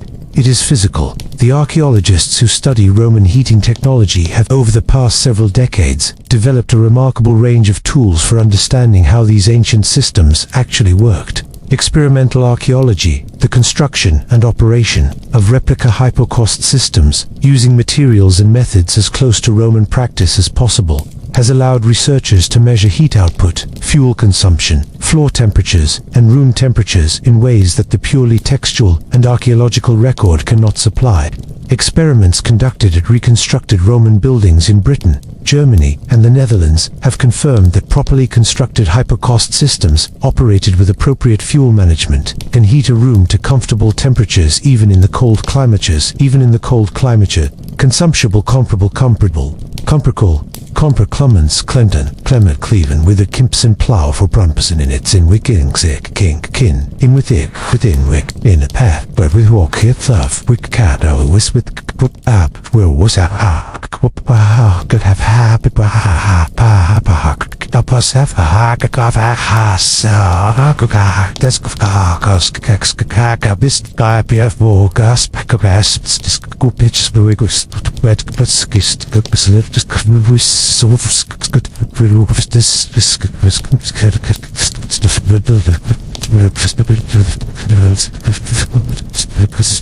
These experiments have also illuminated the skill involved in operating a hypocaust system effectively. The relationship between furnace management and floor temperature is not linear or simple. The thermal mass of the floor construction means that changes in furnace intensity take hours to show up as changes in floor temperature, requiring the experienced operator to anticipate rather than react. The airflow through the subfloor cavity is affected by wind direction and outside temperature in ways that require ongoing adjustment of furnace draft. The maintenance of consistent temperature across a large floor area requires understanding of how the hot gases distribute themselves through the cavity and where cold spots are likely to develop. This is not the kind of knowledge you can acquire from a manual. It is the kind of knowledge that develops through seasons of practice, through close observation of a specific system in a specific building, through the accumulated understanding of someone who has spent many winters keeping a furnace burning and learning what the floor above them tells them about whether they are doing it right. The modern engineers who design radiant floor heating systems are not thinking about Roman hypocausts when they work. They have the full resources of modern thermodynamics, materials, science, and computational fluid dynamics available to them, and they use those resources rather than the empirical wisdom of ancient craftsmen. But when they calculate the thermal mass of a floor screed, when they determine the pipe spacing that will produce even heat distribution across a large floor area, when they specify the water temperature and flow rate that will bring the floor to operating temperature efficiently, they are solving the same problems that Roman engineers solved through observation and experience, and in many cases arriving at solutions that are similar in their fundamental proportions. The minimum floor temperature that modern underfloor heating systems are designed to produce in a cold European climate, typically around 20 to 25 degrees Celsius at the floor surface, is in the same range as what experimental archaeology has shown. Roman domestic hypocausts produced in their reception rooms, the thermal mass calculations that modern designers use to determine how much the floor will smooth temperature fluctuations, are analogous to the accumulated empirical knowledge that Roman craftsmen encoded in their standard pilae heights and bipedales thicknesses. The insight that radiant floor heating produces more efficient warming of occupied space than convective ceiling level heating, which modern energy calculations confirm quantitatively, was something Roman builders understood qualitatively from the experience of living in their own buildings. There is one specific continuity between Roman heating practice and modern building science that deserves particular attention. The Roman understanding that a building's orientation, glazing, and form should be designed to work with, rather than against, the available solar resource that a well-designed building